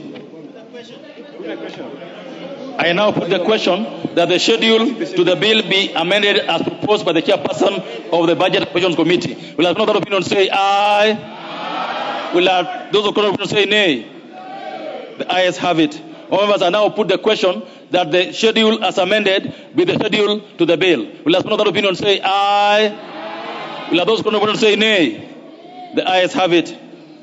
Clause 3. Members, I propose the question that clause 3 be part of the bill. And there being no amendment, I now put the question that clause 3 be part of the bill. Will have another opinion say aye? Will have those opinion say nay? The ayes have it. Clause 2. Honorable members, order. Honorable members, I propose the question that clause 2 be part of the bill. Honorable Chair, you have amendments to this? Thank you, Honorable Chair. Honorable Chair, I'd like to move that clause 2 of the bill be amended by deleting the words 2,187,580,892,628 appearing after the words the sum of and substituting therefore the words 2,186,588,892,628. Thank you. Honorable members, I propose the question that clause 2 be amended as proposed by the chairperson of the Budget and Appropriations Committee. I now put the question, members, that clause 2 be amended as proposed by the chairperson of the Budget and Appropriations Committee. Will have another opinion say aye? Will have those of opinion say nay? The ayes have it. I now put the question, members, that clause 2 as amended be part of the bill. Will have many of that opinion say aye? Will have those of opinion say nay? The ayes have it. Title.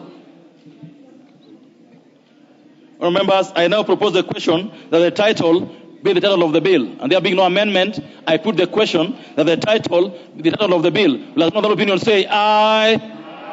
Will have those of opinion say nay? The ayes have it. Clause 1. Members, I propose the question that clause 1 be part of the bill. And there being no amendment, I now put the question that clause 1 be part of the bill. Will have another opinion say aye? Will have those of opinion say nay? The ayes have it.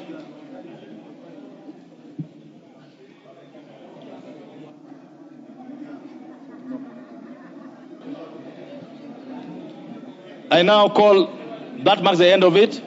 Order, members, order. The Honorable Makali Mulu, the Honorable Kaluma. Be clear of the aisle. The Honorable Chairperson move for reporting, because this is the end of that particular bill. Honorable Chairperson, I beg to move that the committee do report to the House its consideration of the appropriation bill, National Assembly Bill number 36 of 2026, and its approval thereof without amendments. Honorable members, I now put the question. Chair. Let me take it again. You want to take it again? Honorable Chairperson, I beg to move that the committee do report to the House its consideration of the appropriation bill, National Assembly Bill number 36 of 2026, and its approval thereof with amendments. Thank you. All members, order. Order. All members, I now put the question, which is that the committee do report to the House its consideration of the appropriation bill, National Assembly Bill number 36 of 2026, and its approval thereof with amendments. Whereas many of that opinion say aye. Will have those of opinion say nay? The ayes have it. So members, that marks the end of the two bills in the committee. Honorable members, Mr. Speaker.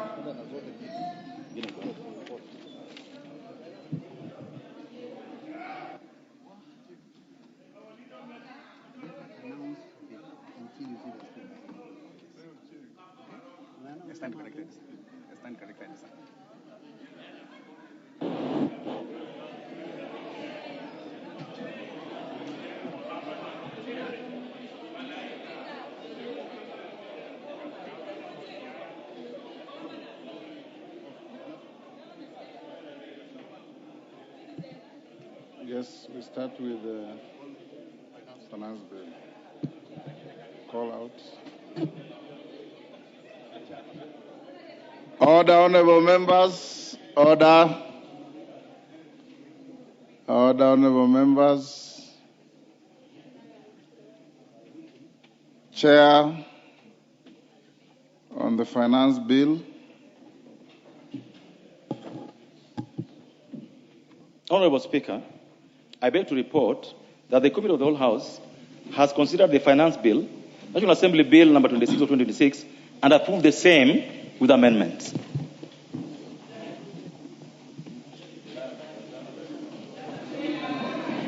Mover.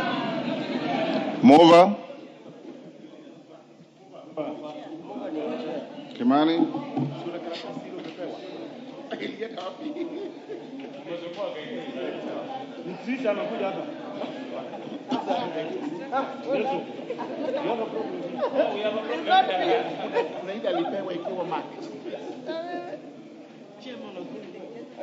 They're both my boyfriends. One is ex, one is current. Honorable Speaker, I beg to move that the House do agree with the Committee of the Whole House. And Honorable Chairperson, I want to reiterate that Kenyans that doubted that Committee of Finance and National Planning will not carry out extensive public participation, and that public participation was exercised in futility. I hope they have seen the work that the committee has done. The views of the public mattered in our report, and we based our report solely on the views of the members of the public, in where we felt that they had reasonable grounds. Honorable Speaker, we have agreed with them. It's also important to say, Honorable Speaker, that even in our report we have identified, we have made replies to all those people that did submit to us their views. We have replied to them on why we agreed with them, and for those that did not agree, with them, we have also written to them and explained why, Honorable Speaker, we did not agree with them. With that, Honorable Speaker, I beg to move and request the formidable leader of majority, the great member of Parliament for Kikuyu constituency, to reply. 2 seconds. Honorable Speaker, I rise to reply, and as I reply, Honorable Speaker, 2 seconds. Yes. Honorable Speaker, I think we are all a bit tired now. It's been a long day since morning. And as I second, Honorable Speaker, let me take this opportunity to, in a very special way, thank all of you members from across the aisle, those in the majority, those in the minority, those that the Honorable Junet has referred to with other descriptions, all of you, because you have done very well. You have done very well for the people of Kenya. We have transacted business all the way from second reading yesterday to the third, the Committee of the Whole House, in a very mature manner. And I pray, Honorable Speaker, that this is the way we will be transacting business, and allow every member to be heard. Because when you allow your colleague to be heard, you also get an opportunity to get heard. And Honorable Speaker, we all here represent different shades of opinion, and we can never all be aligned in thinking. But it's a question of you listen to me, I listen to you, and at times we compromise. And that is why, Honorable Speaker, even on what were going for division on, after consultations we compromised, and that should be the spirit. Allow me again also to thank you, because, Honorable Speaker, we introduced our sitting this morning, and we asked you to be here this morning at 10 a.m. to help us transact with the business that are budget related. We have just finished with the Supplementary Appropriations 2 bill led by the Chair Atandi. And I must thank you, because we are all here on time, and it is now 8:15 and you are still here. It is a great job, and a job well done for the people of Kenya. I thank you and bless you all. Thank you, honorable members. Before I propose the question, I have sat behind here since I left the chair, watching the proceedings, and it can be summed up by one Kenyan who is a harsh critic of this house, who sent me a message, and he said, "I am shocked at the maturity of the house today." Remove the shock and maintain the majority of the House. Because we have conducted the proceedings this afternoon and this evening with tremendous industry, tremendous respect to each other, candor and banter of debate in the House, and I want to salute all of you. I have watched proceedings in many comparable jurisdictions, and I can assure you this House is as good as any parliament anywhere. And all of you who have made contributions, who have voted, who have engaged in boisterous arguments, some offside, some onside, have done a wonderful job this afternoon. I encourage you to keep it up because, as we say, those who are majority will have their way, those who are minority will have their say. And whatever we say is part of the process of legislation. And Kenyans want to see, want to hear, want to appreciate that they send men and women.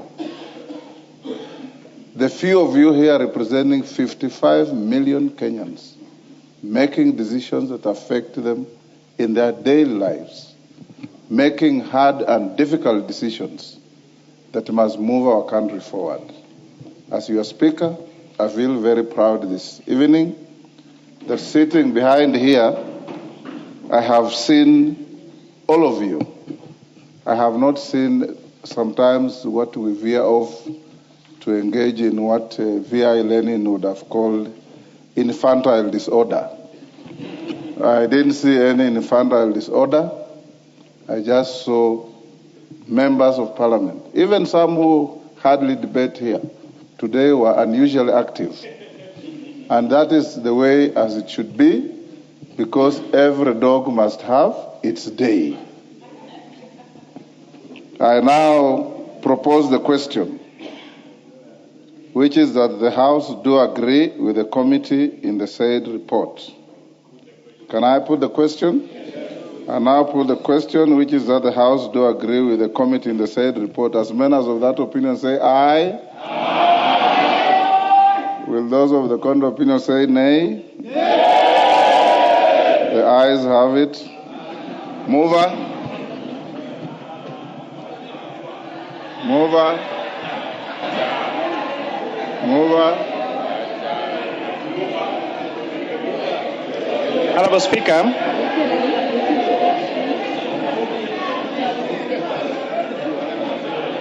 Kimani?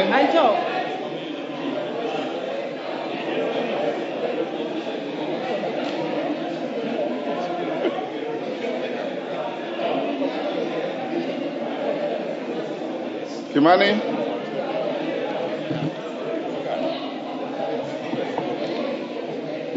Honorable Speaker, I beg to move that the Finance Bill, National Assembly Bill number 26 of 2026 be now read a third time, and I want to ask the Honorable MP for Keses, the Honorable CP Julius Ruto, to second.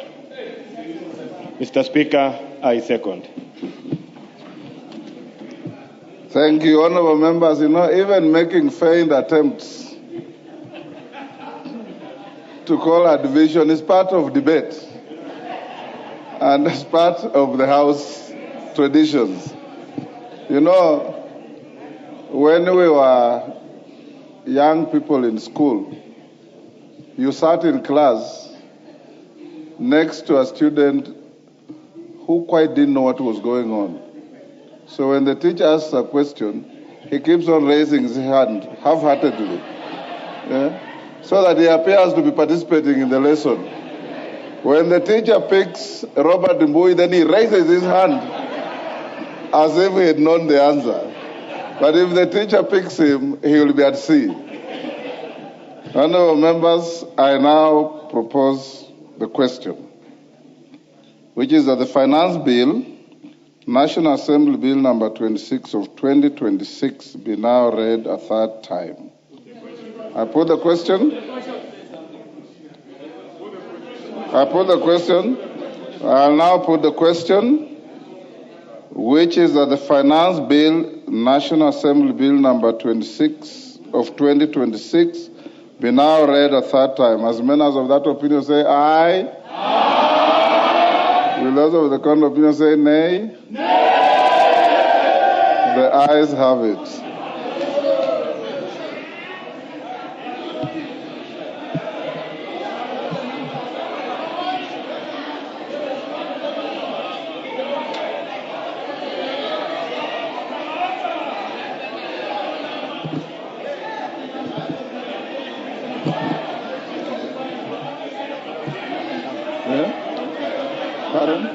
Order, members.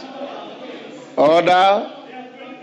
I see on your feet, nobody has claimed anything. Yes, when you rise on your feet, the standing orders require order. That when this is a learning curve for many of you. When you rise on your feet to claim a division, you add on a claim for the division. So go ahead and lay the claim. You have the numbers. We'll ring the bell, but before the bell is rung, I want to instruct that in the interest of time, you will have electronic voting. Everybody get your card. Order. Take your seats. Take your seats. Order. Order. Order, members. Order. You have the requisite numbers. You have the requisite numbers for a division. I have granted the division. The rules of the House says the Speaker will decide whether you have electronic voting. In fact, that is the first point of call. Where we have any difficulty, then we'll allow those assisted voters. My direction is this. In the event you don't have your cards, the office is open. I'll ring the bell for 10 minutes to organize yourselves. Have your cards. We'll do electronic voting so that we don't spend 30, 45 minutes on something we can do in 5 minutes.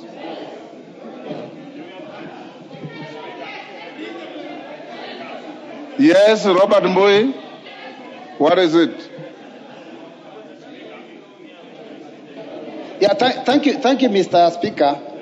Mr. Speaker, you know, we have done very many divisions in this House over the years, and probably I have no objection to what you have said. But, Mr. Speaker, one of the things we want is to know who has voted in what direction. And so, Mr. Speaker, I'm requesting that after the voting, we...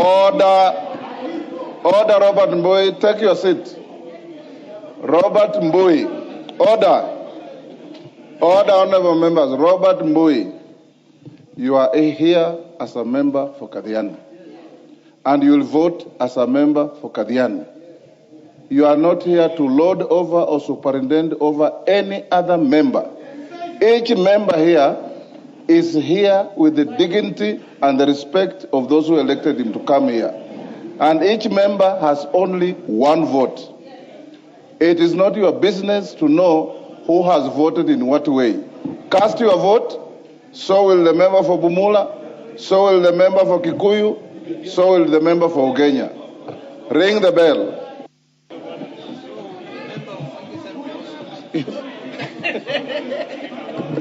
Yes. Yes, Baba. Yes. Yes, Baba. Eh? Yeah. Kadi zinapatikana watakuonyesha. I was requesting if we could dispense with the appropriation. No, acha tumalize hii kwanza.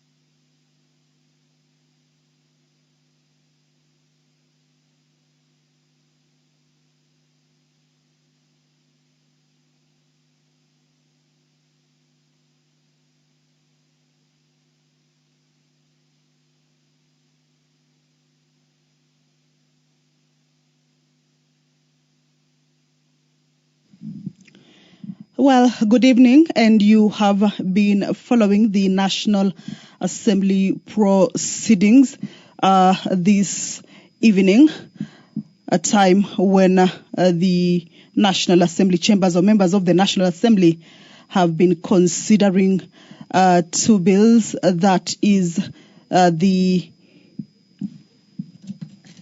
Finance Bill 2026 as well as the Appropriation Bill 2026 at the Committee of the Whole House stage. And the members managed to consider those amendments. Reporting for the approval of the bill with amendments also was done. However, as the bill was about to move into the next stage, that is the third reading, a division was acclaimed. And now the members managed to attain the number requisite for that particular division.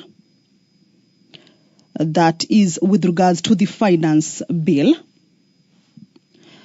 So that particular number for the division stage means that the members of the National Assembly will be going into division regarding whether the bill, that is the Finance Bill 2026, be read a third time. Remember, that is the last stage. After the consideration of the bill at the Committee of the Whole House, after which also amendments were also considered and adopted or dropped depending on the decision that the members of the House took at that particular point. And of course, now the Speaker has directed that the division shall be done electronically. This is for the members to be able to vote on whether the bill be read a third time for the bill to having been concluded or to be concluded with at the level of the National Assembly. However, that awaits to be seen once the division starts. And this is as provided for in the House Standing Order number 70, that unless the Speaker, for the convenience of the House, otherwise directs, voting on a division in the House shall be by electronic voting.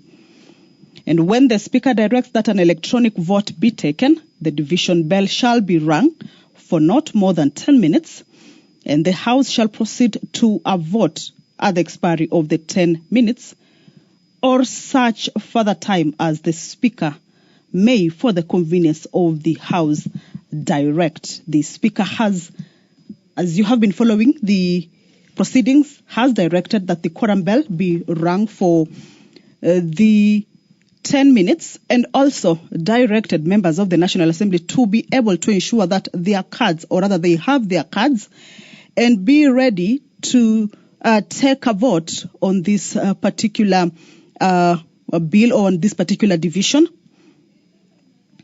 So members have been directed that in case their cards have issues, that they ensure that those cards are rectified, so that once this process of electronic voting starts, then there may not be any mishaps regarding that particular process. During electronic voting, members shall cast their votes by pressing either the yes, no, or abstain button.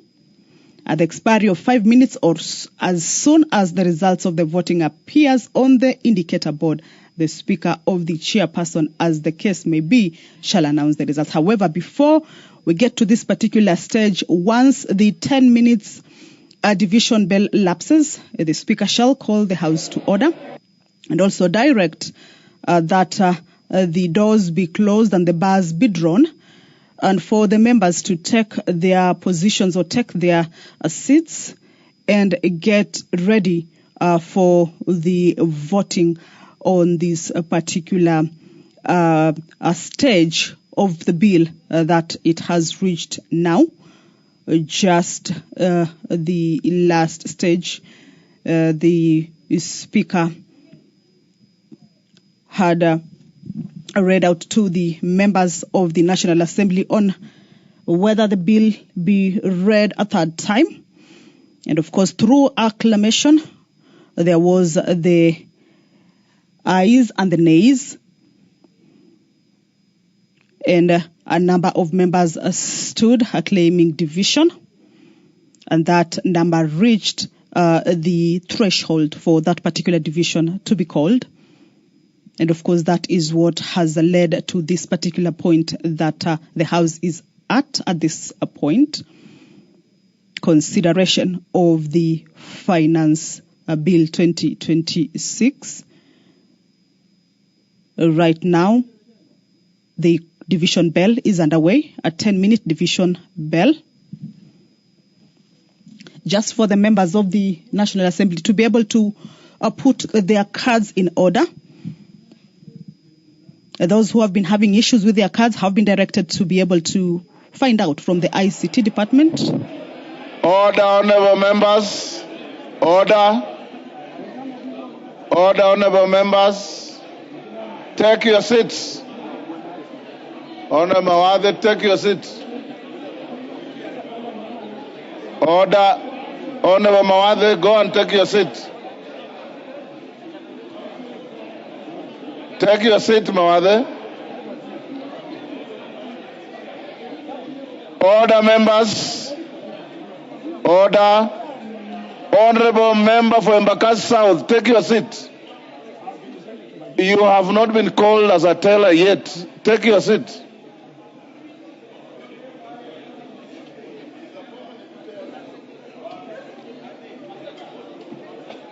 Members, take your seats. Order. Sergeant, can you confirm if there are any more members taking cards up there?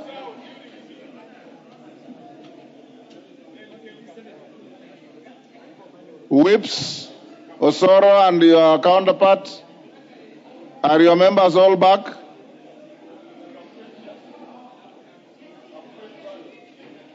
Those who went to get their cards, I don't want to lock them out. Are they all back?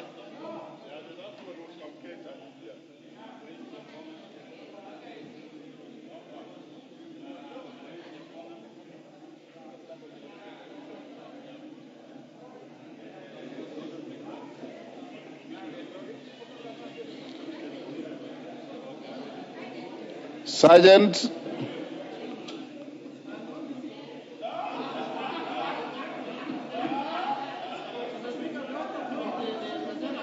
pardon?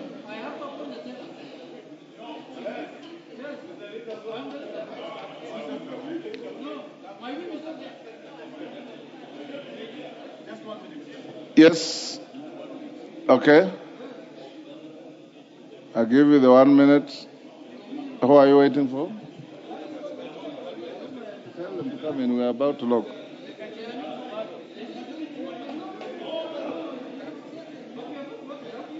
Order, members. Order.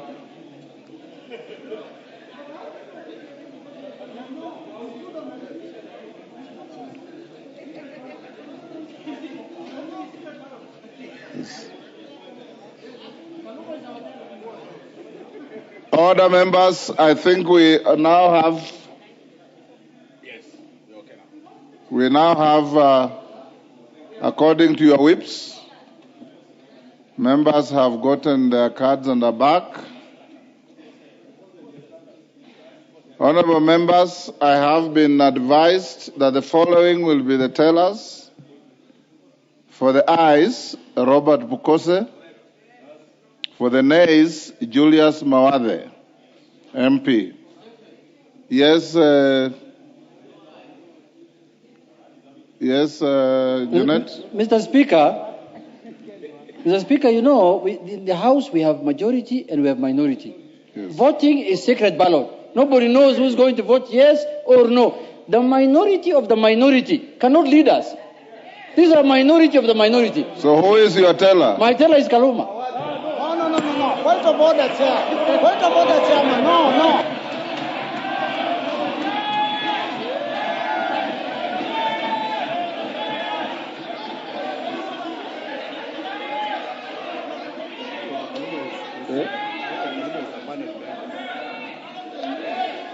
Order.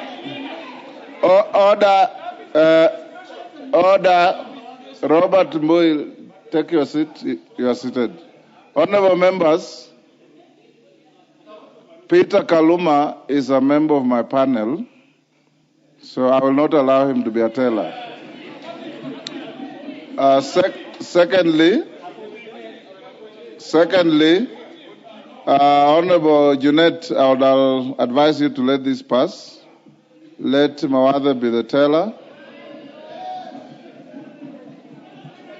So Mawathe and Pukose, order. Members are now ordered that the bar be drawn.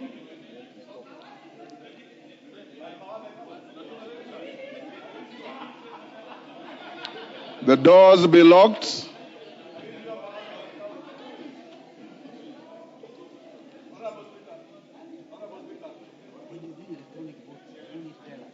You don't need to, because there will be some members who don't have cards who will come to the court. Yes, Junet, sorry, Ichungwa. Honorable Speaker, you know we cannot argue with your decision, and the leader of minority has conceded to his deputy to appoint the Honorable Mawathe. But, you know, the leader of the Wiper Democratic Party is my good friend. And Robert Mbui is also my very good friend. I wanted to advise Robert Mbui, you probably would have nominated the Honorable Makali Mulu, who is a seasoned economist and very well educated and very good in numbers. Order, honorable members.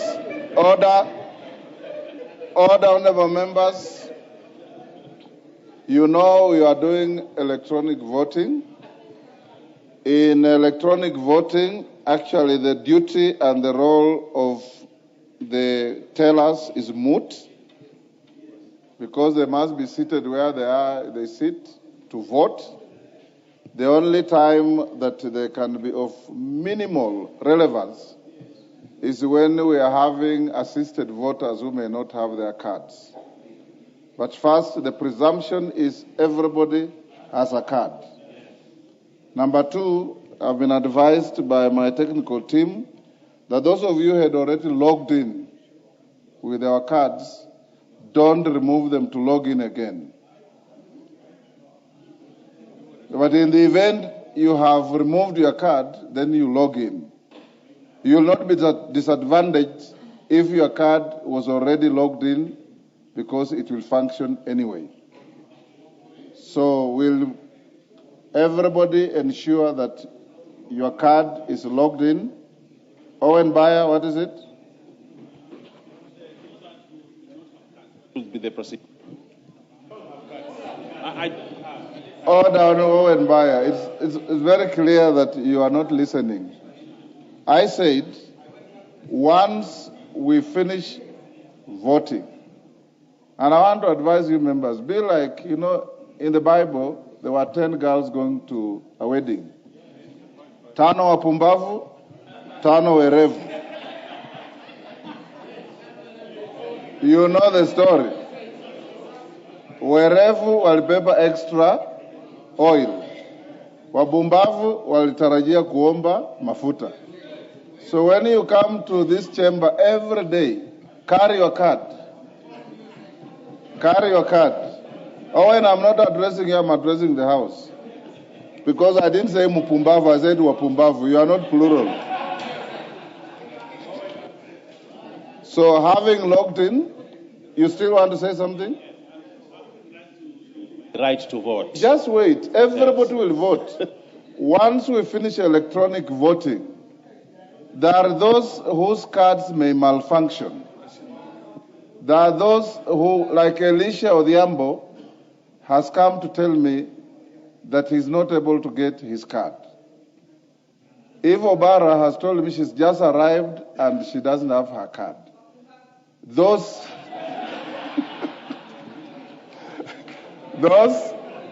in that category, order, those in that category, once we finish electronic voting, you'll come and register here. Okay? No.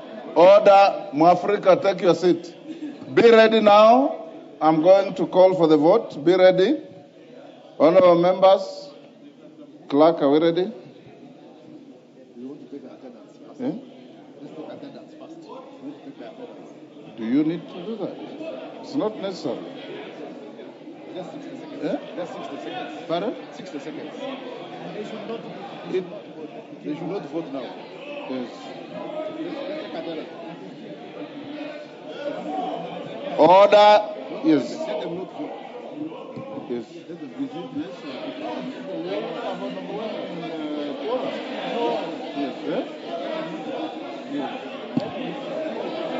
Okay, order. Order. Kagusha, don't be excited. This voting will take a minute. Clerks, are you ready? Just wait. When I say now vote, you all vote. But wait, I've not said so yet. The clerks are getting the screen ready.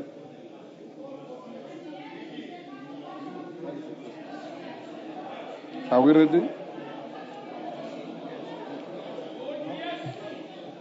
We're ready? Now vote.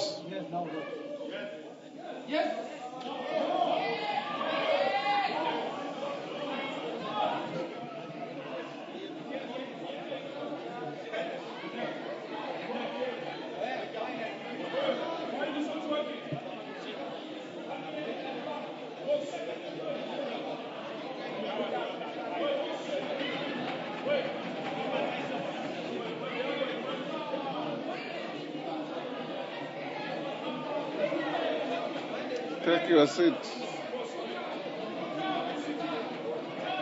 Wamboka, take your seat. We'll come to that. Eh? Order. The law requires that when you are voting, you must be in total silence.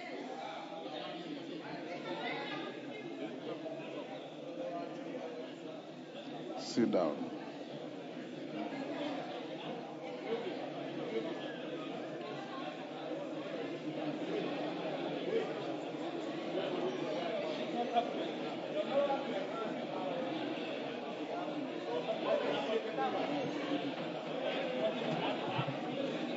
Are we done?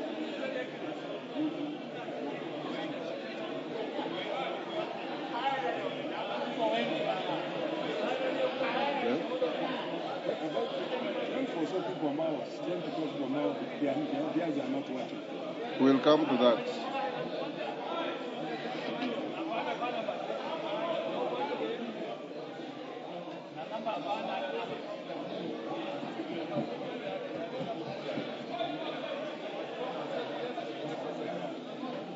Kiambati, si tumemaliza?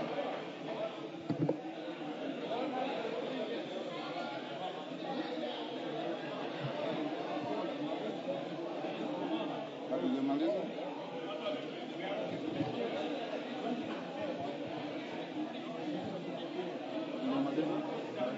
Yes.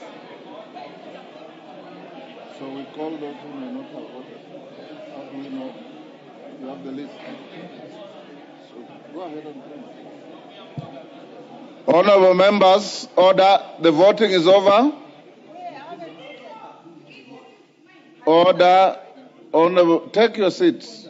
Honorable members, I thought my communication was very clear. I said, P.S. Mulyungi, stop raising your hand. I said, for those whose cards may have malfunctioned, or the case of Elisha Odhiambo and Eve Obara, we'll give you an opportunity, a few minutes, to come here and register your vote physically. And this will only be done because knowing how sometimes we conduct ourselves, even honorable people can be dishonorable. They will print the list very quickly. When you come to record that you didn't vote, they will check against the list. If you didn't vote, then you are allowed to register your vote.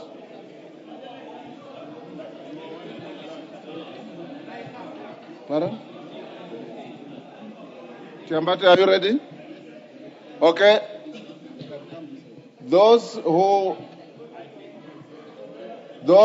believe, because we also may have cases where you voted but you don't believe that your vote was recorded. Don't come and crowd here. Elisha Odhiambo and those who may not have voted, queue along here to come and be ticked here.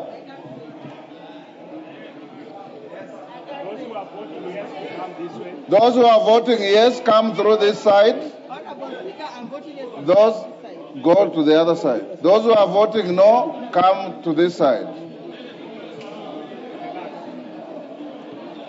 Order, honorable members. All the rest who voted remain in your seats and in silence.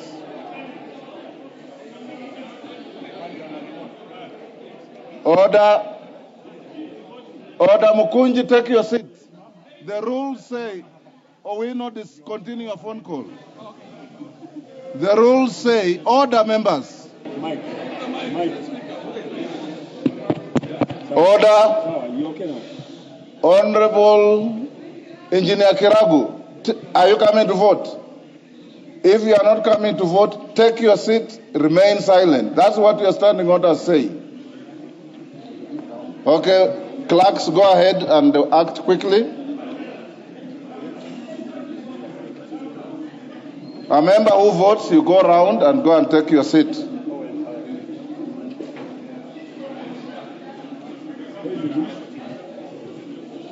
Naika, take your seat. You're out of order.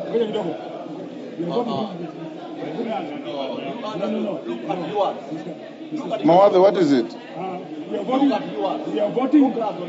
Don't stop shouting. They are voting without the list. No, we are using a list. No, they are voting without the list. I will have the final word. Thank you, sir.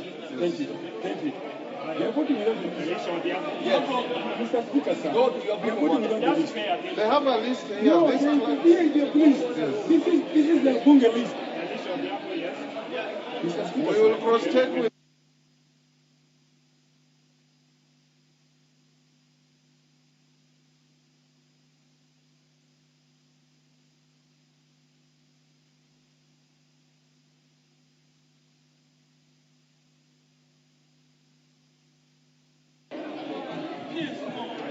Rosa Boyu, take your seat unless you are coming to vote.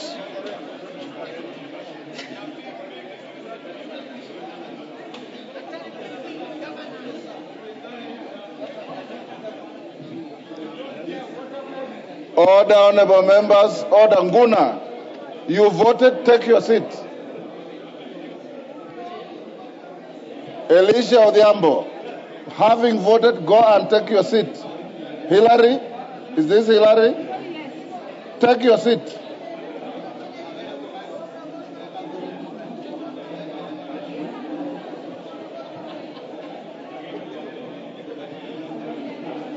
I will give you an opportunity after all this. Take your seats.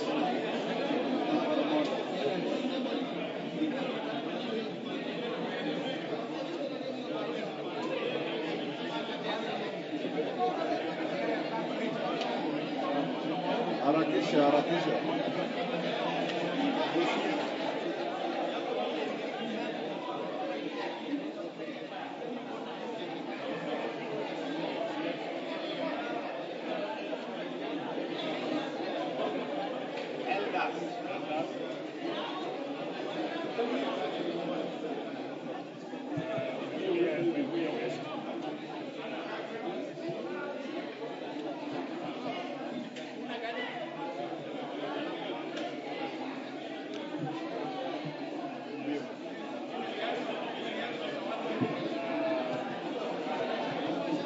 Order, honorable members. Kainan, go take your seat. Waitan, take your seat.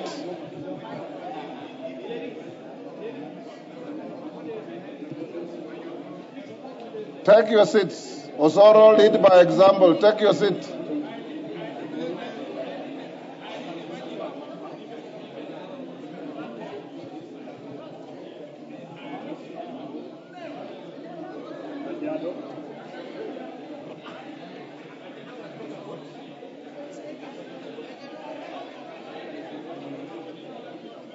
Go take your seat.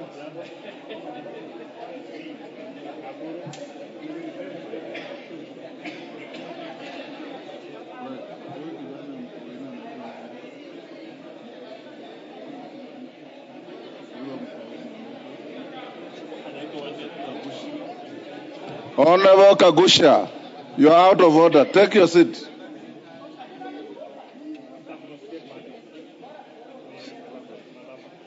You are a former speaker of an assembly. You know the rules.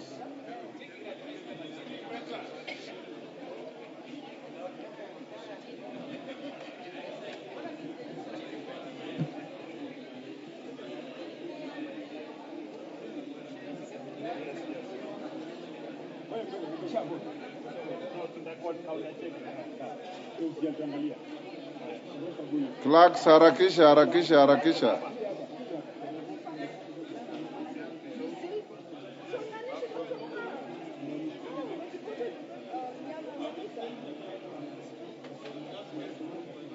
Honorable Ngogoyo, you are out of order. Take your seat.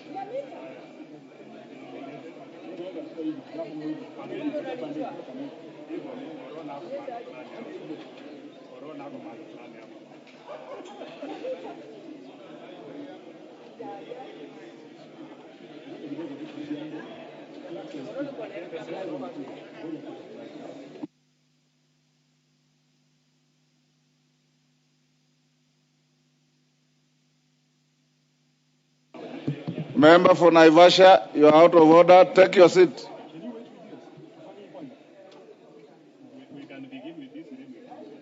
Have you finished?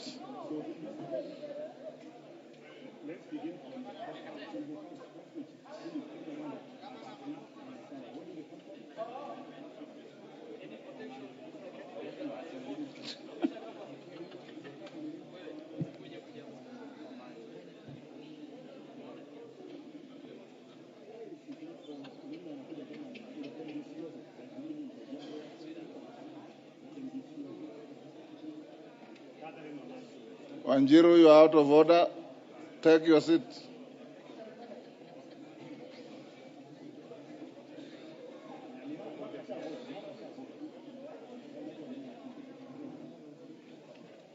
Umemaliza?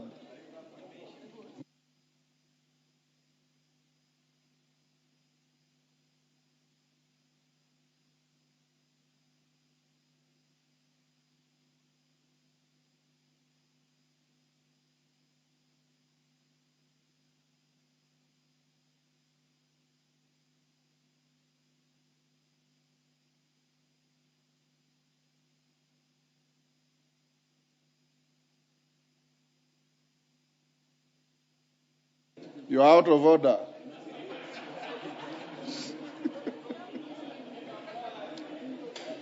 Order voting in silence. Take your seat.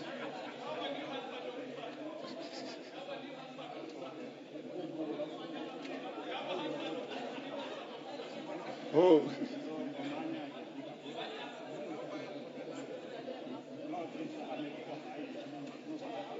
Have you reconciled? Mumemaliza nyinyi? Reconcile quickly.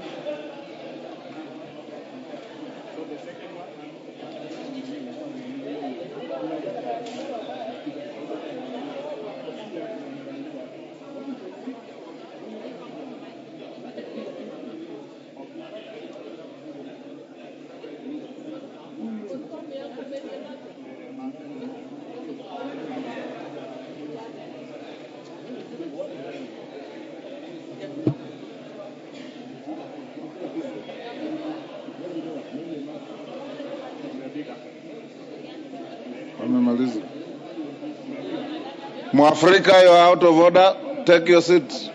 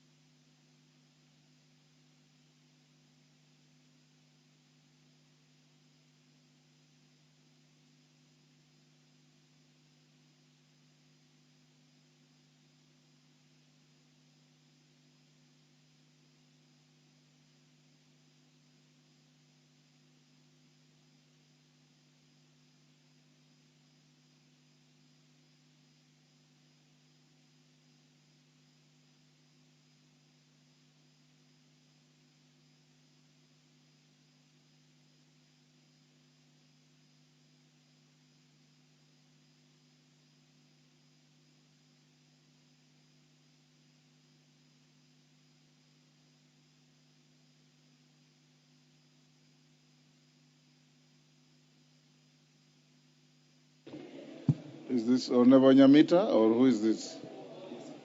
Is it Nyamita? Honorable Nyamita, you're out of order.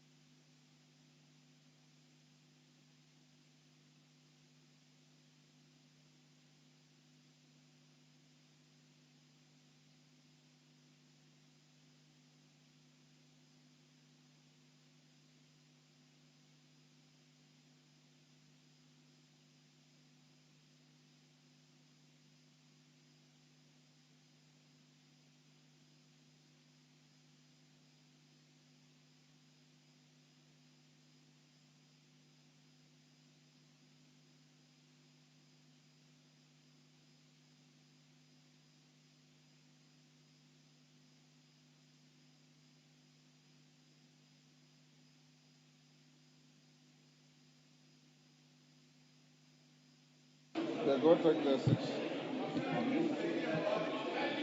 Order, members, take your seats. The tellers, go back to your seats.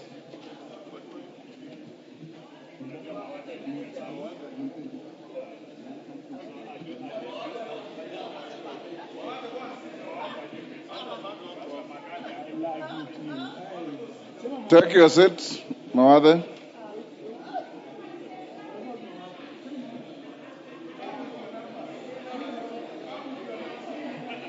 Order. Honorable Mawade, take your seat.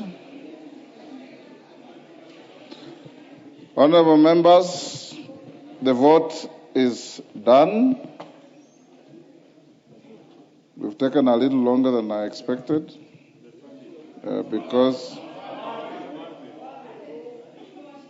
the results of the vote are as follows. On the third reading to the finance bill, the ayes, electronic vote 103, manual vote 19, total 122. The nays, electronic vote 36, manual vote 4, total 40. Order.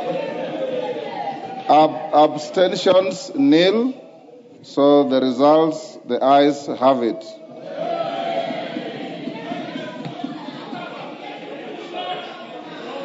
A bill for an act of parliament to amend the laws relating to various taxes and duties and for matters incidental thereto. Chambers, let me make that communication first.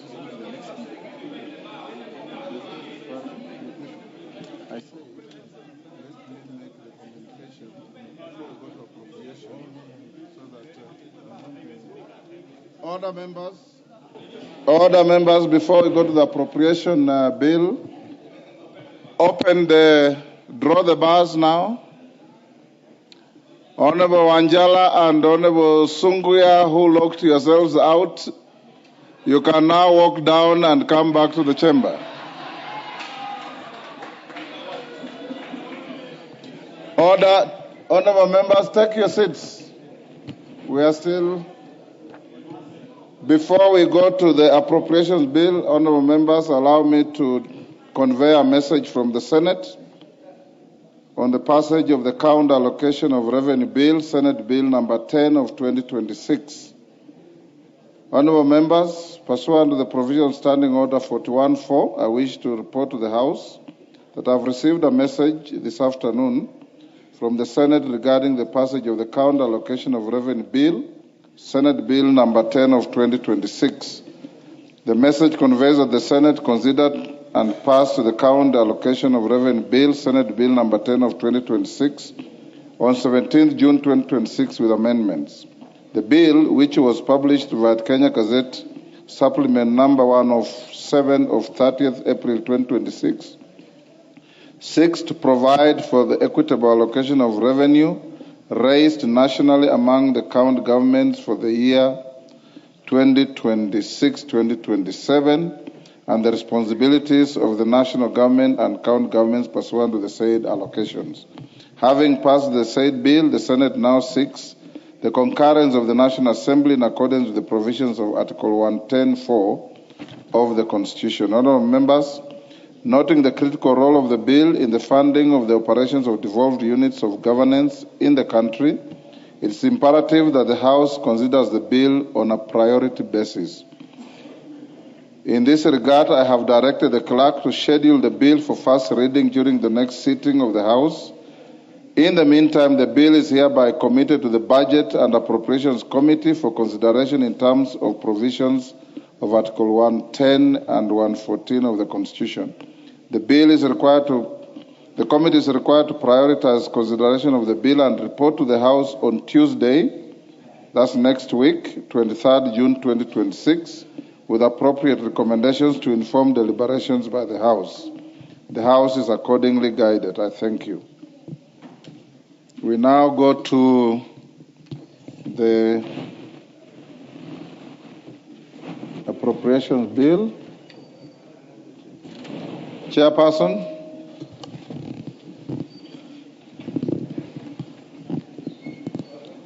Honorable Speaker, I beg to report that the Committee of the Whole House has considered the Appropriations Bill, National Assembly Bill number 36 of 2026, and approved the same with amendments. Mover. Atandi. Honorable Speaker, I beg to move that the Appropriations Bill, National Assembly Bill number 36. You finished? Not yet. Go Honorable ahead. Speaker, I beg to move that the Appropriations Bill, National Assembly Bill number 36 of 2026 be now read a third time. Thank you. I also request the Honorable Leader of Minority, the Honorable Junet Mohammed, to second. Junet, second. Mr. Speaker, I second. Members on their feet, take your seats. Members on their feet, take your seats.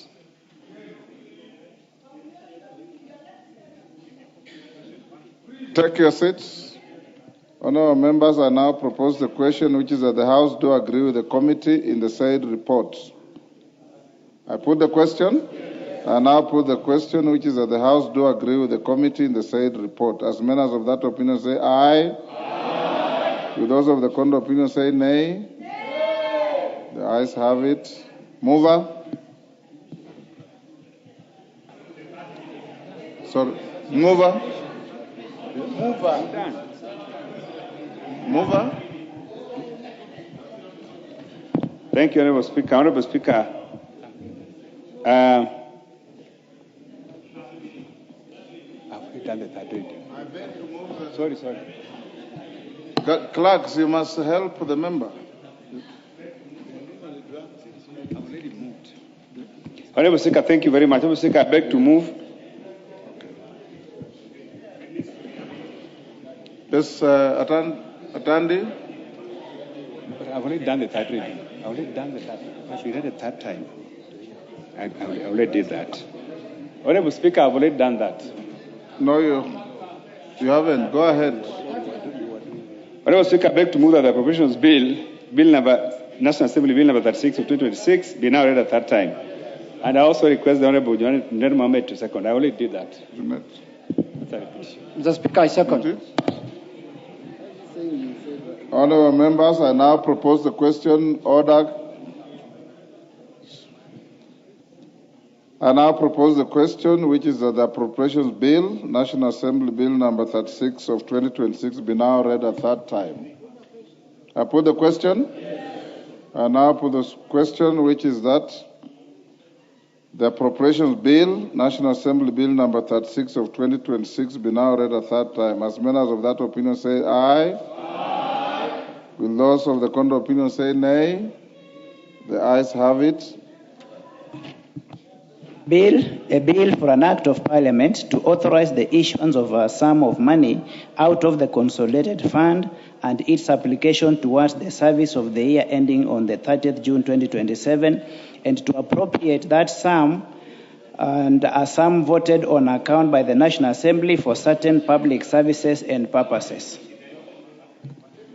Honourable members, yes, Junet, you have something to say? Honourable members, we did pass a motion that will sit until we finish priority business or until the end of the day, which is midnight. In my estimation, we have finished priority business.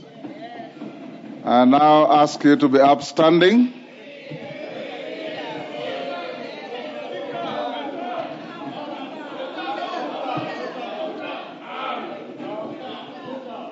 Honourable members, the time being 9:20 p.m., the House stands adjourned until Tuesday, the 23rd of June 2026 at 2:30 p.m. For those who are going to watch football, I wish you a good time.